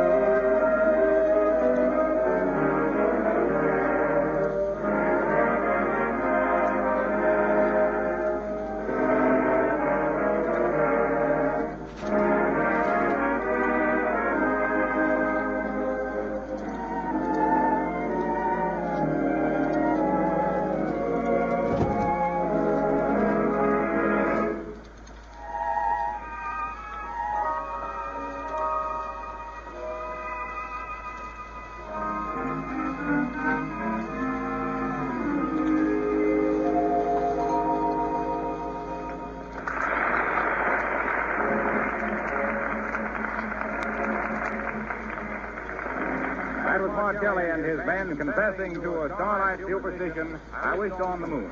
And I might say right here that if you ever wished on the moon, or just wished that your car could keep that brilliant factory finish, Johnston's Auto Wax will keep it that way. I always said that... Now, just a minute, Fibber. My name is Harlow, once and for all. That's once for you, and for all of me, it's for Harlow. I ever tell you about the time I had me at the bee farm down in Turkey Run, Indiana? Oh, an apiary. I says bees, not monkeys. Well, sir, one day in 1906, or no, 07 it was. Well, I'm sorry, Fibber, but my time is I pretty know. over. Your time is my time. As I was saying, I drove into my bee farm one day and started giving the car a Johnson wax. And I happened to lay the can of wax down by one of my hives. Oh, you had the hive. No, my bees had the hive. I had the bees. But I lays me the can of Johnson's wax down by one of the hives, and all of a sudden I see Hortense. Hortense, she was a queen bee from the Hamp Mother Honey Farm next door. I see Hortense looking down into that can of wax, real curious. Then she gave a kind of an angry buzz and flew away home. The next thing I knew, there she was back again with the whole swarm of bees from the handsome mother honey farm. Ah, she went and got her gang. Yep. And when the buzzing had died down a mite, I could hear her say to them other bees, she says, sitting on the edge of the can of Johnson's auto wax, she says, listen, you mugs, she buzzes, get a load of the work that's being done over here. Look at that wax. That there is wax as is wax. Now go on home and see what you can do. Now, will you let Mr. Wilcox get on with his work? Okay. I was just giving Harpo here a nature lesson, but he ain't got the intelligence to grasp my stuff. Well, we don't know about these, but here's a tip that's honey. Now is the time to wax your car. Don't drive around another day in a dirty, dull, faded-looking car. It gives everybody a very poor impression of you. And it's so easy to take away all that unattractive, dirty film. Give your car a gleaming polish that shines like new. It's easy. That is, if you use Johnson's Auto Wax and Cleaner. These two products are regular miracle workers. They transform your car right before your eyes. With Johnson's Auto Wax and Cleaner, the work is done in about half the usual time. You'll be proud of your car when you see all the sparkle come back to the finish. It will look like it did when you first drove it out of the showroom. So go to your dealer at once and ask for Johnson's Auto Wax and Cleaner. Let me assure you that Johnson's Auto Cleaner contains no harsh abrasives. It does a miraculous cleaning job, and it positively does not harm the finish. Insist on Johnson's Auto Wax and Cleaner and save the finish on your car. And now, the show stands still for Ronnie Mansfield, our handsome Irish tenor, who stands pat at the mic to sing, and then my heart stood still.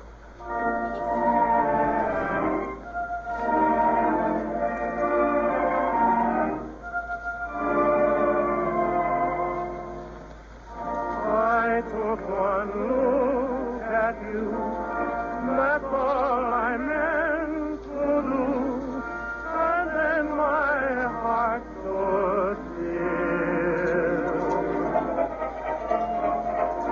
My feet could step and walk, my lips could move and talk, and yet my heart stood still. Though not a single word was spoken, I could tell you knew that unfelt clasp of hands hold me so well you knew. I never lived at all until the thrill of that moment when my heart stood still.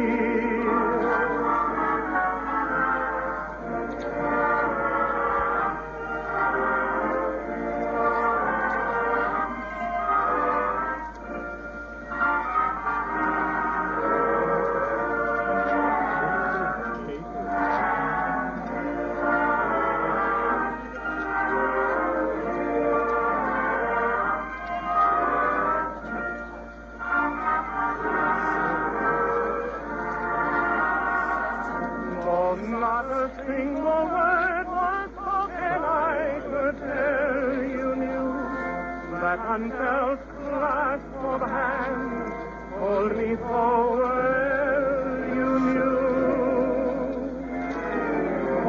I never lived at all until the thrill of that moment when my heart stood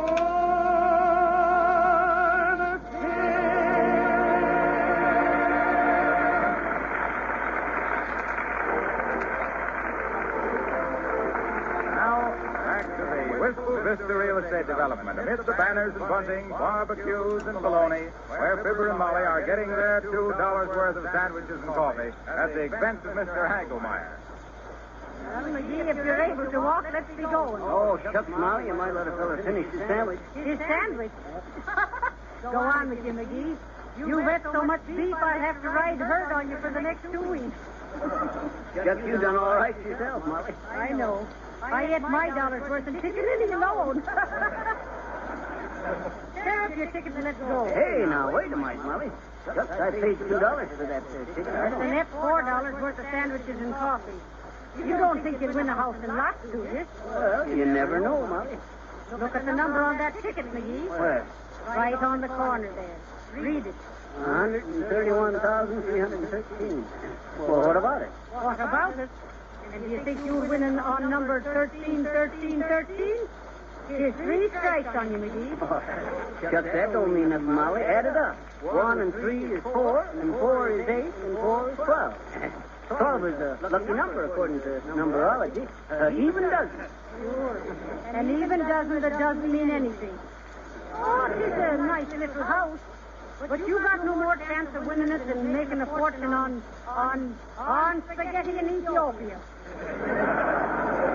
Oh, well, you have to admit, Molly, There, that... my friend. I hope you've enjoyed the hospitality of Hagelmeyer's Wistful Vista. Oh, sure, they was real nice barbecues, mister. But we got to be on our way now. Oh, no, madam. You cannot afford to pass up the homemaking opportunity of a lifetime. Why, when you consider what Hagelmeyer's Wistful Vista offers you in the way... You got any soda tablets on you, bud? No, sir, I'm afraid not. Or you will. This is barbecued beef stampeding, mister. Come on, McGee. Okay, glad to meet you, brother. Oh, but wait. You haven't heard the real true story. The romance behind the founding of Hagelmeyer's Wistful Vista. We are building a community, sir. We are interested in laying the very cornerstones of civic development. We want to see homes and more homes with healthy, happy citizens. Little kiddies going to school. Smoke from 100 contented chimneys, even at a sacrifice. Sacrifice? Yes. What is the monetary loss? When you can sell 131,313 tickets for $2 apiece, making $262,626 for a house that couldn't cost more than $4,000 to put up? Answer me that, Mr. Sacrifice. Well, I'm afraid, madam, that here is Mr. Hagelmeyer himself. Mr. Hagelmeyer, these good people appear a bit skeptical of the sincerity of our Wistful Vista. I want you to meet Mr. Hagelmeyer, folks. Mr. Hagelmeyer, this is Mr. and Mrs. Mr. and Mrs. McGee. What? Nothing. I was just telling Mr. Hagelsnuffer the name. Hagelmeyer, madam. Mr. Hagelmeyer will tell you all the advantages and opportunities embraced in the purchase and ownership of a little home in Hagelmeyer's Wistful Vista.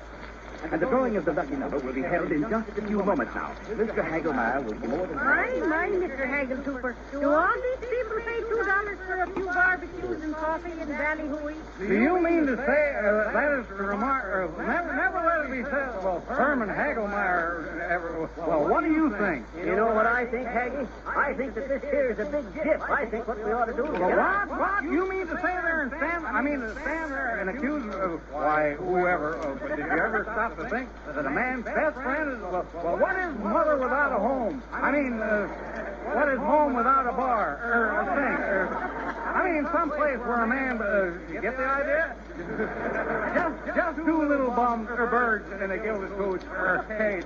Think of it, my friend. A little cottage with a big cheese.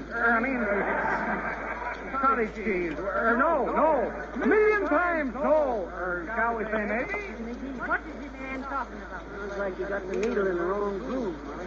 Oh, what a beautiful thought. Just give a little thought, but think of the twilight. A little home in the sticks, or rhubarb, or suburbs, covered with mortgages, or ivy, poison ivy, or no, and a cheerful fire, no insurance. I mean, a fire in the fireplace, a kettle singing on the stove, or home on the range, and a little wire-haired wife. A beautiful young pup. And the kitties. Ah, two charming little golden-haired brats. What a beautiful picture. Who says that Hagelmeyer builds bum bungalows, frame house, or stucco? I'll start to stick on my friends. Am I here right, Molly, or maybe I ate one sandwich too many? Oh, look, McGee, the crowd's going over there for the raffle. Come on, let's see who won. Okay, Molly. Probably be the cousin of Hagelmeyer here. Sir, you are either injecting. Well, look. Think of owning a doodle, title free. A little love news, thick news, love nest, and remember that old wise poem? Let me live in the road by the side of, let me carouse by the side of, under the village oak, Miss, the blackface, gibbet. All I can say is that when you build with Hagelmeyer, you'll always regret, it'll never be, you can depend on why there's not the slightest foundation. That's just what I thought. Come on, McGee, they're drawing numbers. We'll see you later, Mr. Higginpotter. Certainly not, sir. Yes, indeed. You can never depend on Hagelmeyer. You can always get what you want, find out what it is. That there fellow builds houses like he talks. You could park your car in the attic and shingle the cellar. Oh, be quiet, McGee. They're making an announcement. Ladies and gentlemen, the grand drawing is about to take place. Have your tickets ready. The lucky winner will receive absolutely without cost or expense of any kind, free and clear title to the beautiful little hall you see to my right. To those who do not win, we offer special bargains in home sites, homes designed and built on the beautiful Hagelmeyer Wistful Vista. Just a minute now, while the charming Miss Susie Gloss, who was elected Miss Wistful Vista of 1935, draws the lucky number. They're not holding on to ticket number 131313. Quiet, Mama. I want to see if old Hagelmeyer wins it himself. Ladies and gentlemen, your kind attention, please. The lucky number has been drawn. The number that wins this beautiful example of the home builder's genius is none other than 1028. 1028. Will the lucky winner please step right up to the platform here? Well, McGee, at least we had our barbecues and coffee. Oh, shucks, the roof probably leaks anyway. What's the Tear up the ticket, McGee. 113 is bad enough, but 3. Attention, please, ladies and gentlemen. Hey, wait a minute, Molly. Maybe we got pie coming. Correction here. A correction, ladies and gentlemen. Number 1028 was not eligible for the prize as it had been turned in and the money refunded. Another number has been drawn. It is number 131,313. McGee! It's our number, McGee. It's our number. McGee, what's the matter with you? McGee! Oh, that's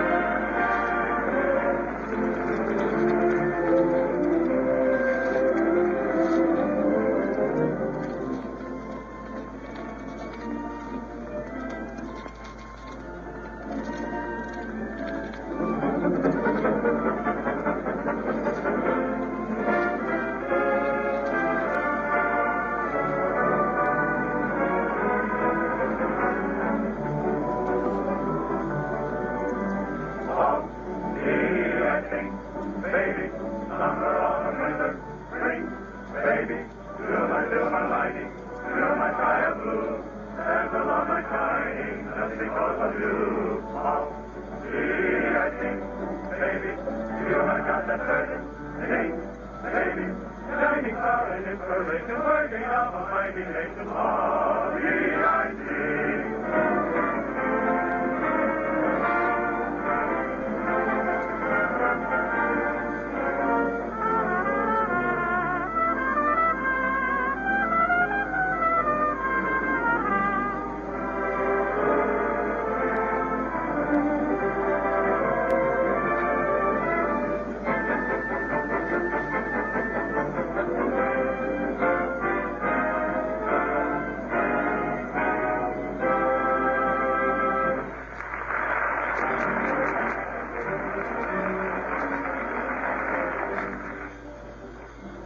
A few moments ago, I told you how easy it is to make your car sparkle like new again with Johnson's Auto Cleaner. Now it's very important to protect that gleaming finish so it will stay shining. And it's very important that you use Johnson's Auto Wax in order to give your car the surest protection against sun, rain, and road filth. With a gleaming coat of Johnson's Wax on your car, whether new or old, it will resist dust and dirt. Car washings will be cut down after your car is Johnson Wax. The polish wears like iron, keeps your car in such beautiful condition that you will get much more money for it at the time of resale. So go to your dealer right away. Order Johnson's Auto Wax and Cleaner at the special price of 98 cents for the tube. your dealer will give you a can of fine quality black touch-up enamel, free with your purchase. If you prefer, your garage or service station will wax your car for you. But don't delay another day. Wax your car the Johnson way.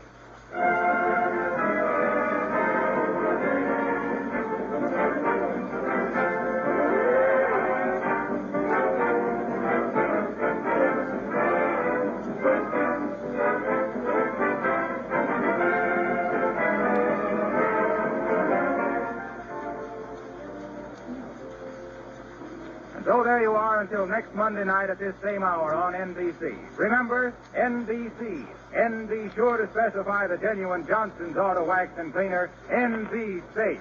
Oh, and NB. This is Harlow Wilcox speaking. Good night. The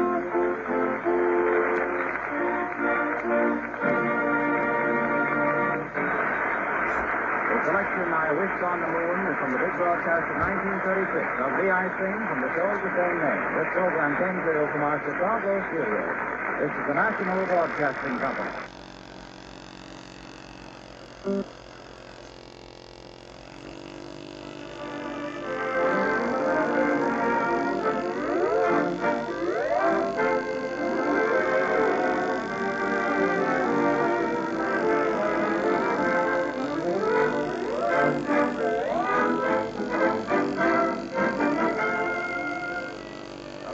Johnson's Wax presents the 23rd chapter in this history of harmonious hilarity with Rico Marcelli's orchestra, Lynn Martin, LaFear and Winston, the Johnson Merrymen, and Marion and Jim as those domestic deliverers of devastating diversion, Fibber, McGee, and Molly.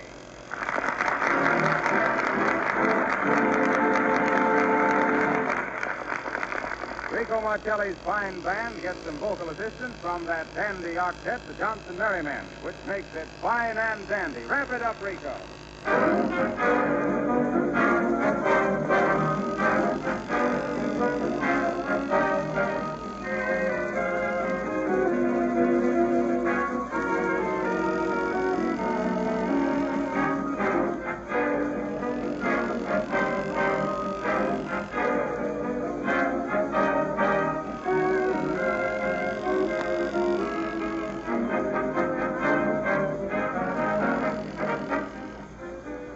Marcelli's music sets your feet tapping. Please remember to look down at your floors and make a mental note. Johnson's Glow Coat will give a marvelous polish to your floors and linoleum, keep the surface shining for weeks at a time, and save you all the work of rubbing or buffing. It's the finest no-rub floor polish that can possibly be made. Johnson's Glow Coat.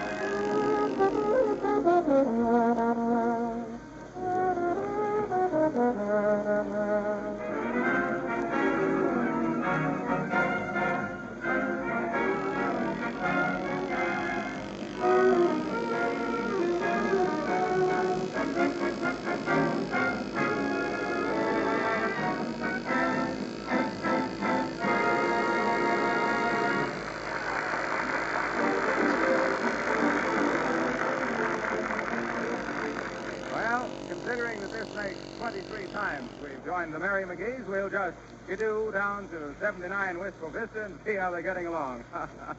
Skidoo. This modern slang, what'll they think of next?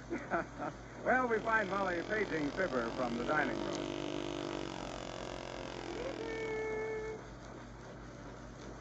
Oh, Phoebe! Maggie! Yes, my love. Yes, Yes, my love. You calling me, Molly? Well, why don't you answer when you're spoken to, McGee? I didn't hear you, Molly. That is, I didn't hear you the first 2 times you called. Well, come in here and give me a hand putting up the curtains now. Well, Oh, who might that be at the door? if that ain't just like a woman. Can't answer a doorbell or open a letter without holding a guessing contest first. Well, ain't you going to see who it is, Molly? Here is me in an apron. How is me hair, Ricky? Huh? How is me hair, isn't it? How's me hair? Oh, your hair.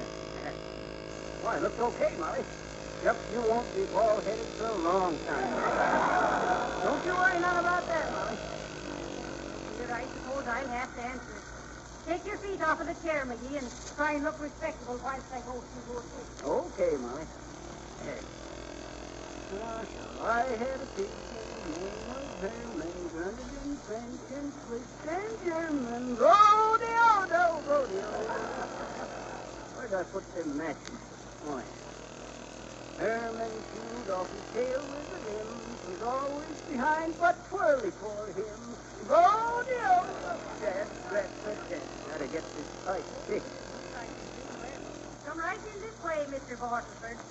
Fibber, this is Mr. Bartleford. Me husband, Mr. Bartleford. How are you, Mr. McGee? I'm tired, brother. How's yourself? Splendid, thank you. You working your way through college? On account of the I might as well tell you, I won't have time to read no magazines till I catch up on the Sunday paper. You sure you do? Huh? Mr. Bartleford is from the Chamber of Commerce. Sit down and make yourself comfortable, Mr. Bartleford. Thanks. You betcha. Sit down and build yourself a lamp, Sporty. What can I do for you? Well, Mr. McGee, I'm a committee of one representing the Chamber of Commerce to welcome you and Mrs. McGee to our little community. Oh. I'm authorized to extend a hand of fellowship and give you the keys to the city. What's the matter? They lock it up every night? Oh, no. That was just a metaphorical expression. We want you to feel at home in our shops and public buildings, our churches and our schools. Oh. Well, personally, I might say that as proprietor of the Portleford Bonton Boothery, I'll be very glad to see that you're taken care of in a matter of footwear. Now, we're having a special sale this week on shoe trees, socks, insoles. Just a mite there, Borty. You a shoe man, you say? Yes. The Portleford Bonton Boothery, you know, on Main Street right next to the... Well, tap me with a tombstone, brother, if that there ain't funny. Well, what's so funny about that, McGee? Yes, I failed to see the... No, you don't get the idea, eh, brother? Well, sir, it just struck me all to a heap that we should ought to be welcomed to this town by a brother shoeman. Brother Shoeman? Oh, now, McGee, are you... Am I going to tell Borty here how I used to be the biggest shoeman in Santa Bologna? You betcha I am. Have a cigar, Borty? Oh, thanks, I have one. Oh, hey, you got 2? Come to think of it, I'll smoke my pipe.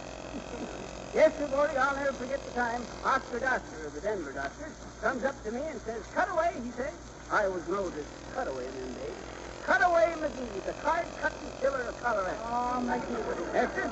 I was running a poker game at the time and always wore a cutaway coat. Well, sir, Oscar Doctor says to me, "Cutaway," he says, "how about me and you going into partnership on the business proposition?" "Name her," I snapped, drawing my 6-shooter like lightning and knocking the left ear off in a cowhand that was taking aces out of his sleeve. "What's the proposition?" I said. "Well, sir," says Oscar, "I got me 42 acres of flip trees down into Santa Bologna, and I want you to go into partnership." Pardon me, did you say foot? Yep. Foot trees. FLWT. What might a flip tree be? That's the shoe tree. Now, Borty here speaking of shoe trees into his store reminded me of it. The natives all call them shoe trees. The scientific name for them, though, is flutches both footiers. What say, Molly? I'm lazy if say Adderley, McGee. Huh? That's the scientific term for we'd better be hanging the curtain. Okay, but Borty here wants to hear about the shoe trees. Don't you, Borty? No, I'm afraid Well, sir, to make a long story short, or a short tale curlier, me and Oscar Doctor went down to Santa Bologna and started cultivating these shoe trees. The foot, or the shoe tree, had a sort of a tough pod on it, kind of a cross between the melon and the coconut, which, when dried out, sand and eyelets put into them, makes shoes that'll outwear leather by 5 times. Only thing there was, they was inclined to be either too loose or too tight, and all them natives had foot trouble. You say the natives pick their shoes right off of the trees, Mr. McGee? Yep. You see, our problem was to cultivate these trees so we could get any size shoes off them. Any size, any color. So we cross-grafted the foot trees with the redwood trees for big shoes and peanut plants for little sizes. What's wrong with where we could go out into the foot orchard and pick off a pair of shoes any size, from 2.5 AAA to 14 quadruple D. The best time to pick them was just at dawn. I see. You shot him at sunrise. Yes. Oh. Shot him at sunrise. I didn't get it at first.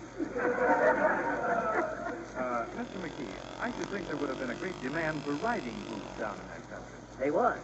That's why we had a special tree grafted from horse chestnut trees and grew the finest riding boots ever. We got carpet slippers from hickory grass. Hickory being real rugged.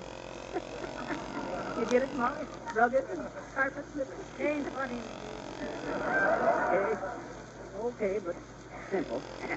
Well, sir, Bordy and me and Oscar cleaned up a cool million on them shoe trees. Still, Oscar, who was always experimenting around, tried to grow ladies' evening pumps by crossing foot trees with a night blooming Sirius, and we lost all we had.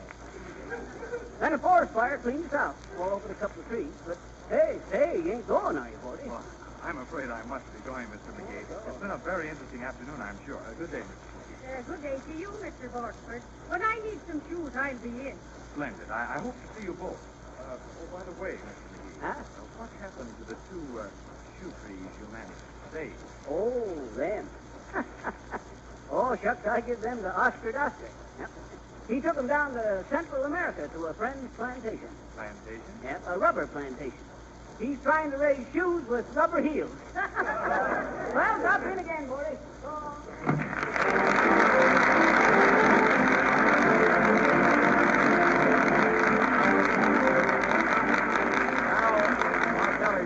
Perfecto, Brando, piano persuaders, Levere and Winston put their hands and hearts into Body and Soul.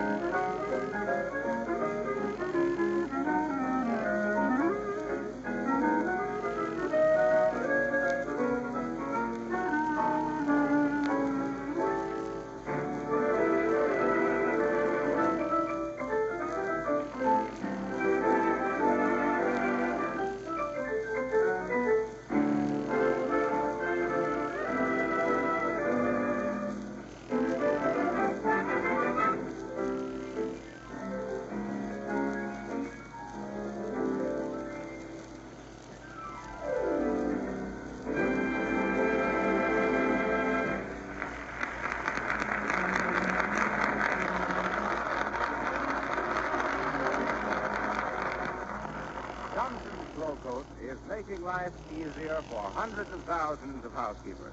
With this marvelous no-rub floor polish, you can keep your floors sparkling and clean without any work of rubbing or buffing. You merely spread a little Glow Coat lightly over your linoleum or wood floor using a soft cloth or the special Glow Coat applier. You don't have to bear down or rub it in. In 20 minutes, the floor will be gleaming like new, ready to walk on. Glow Coat shines as it dries, without help from you. Scientists in the famous Johnson's Wax Laboratories spent many years in developing this perfect, no-rub floor polish. You're entitled to the best, so be sure to insist on Johnson's Glow Coat in the attractive yellow can with the red lettering GLO-COAT.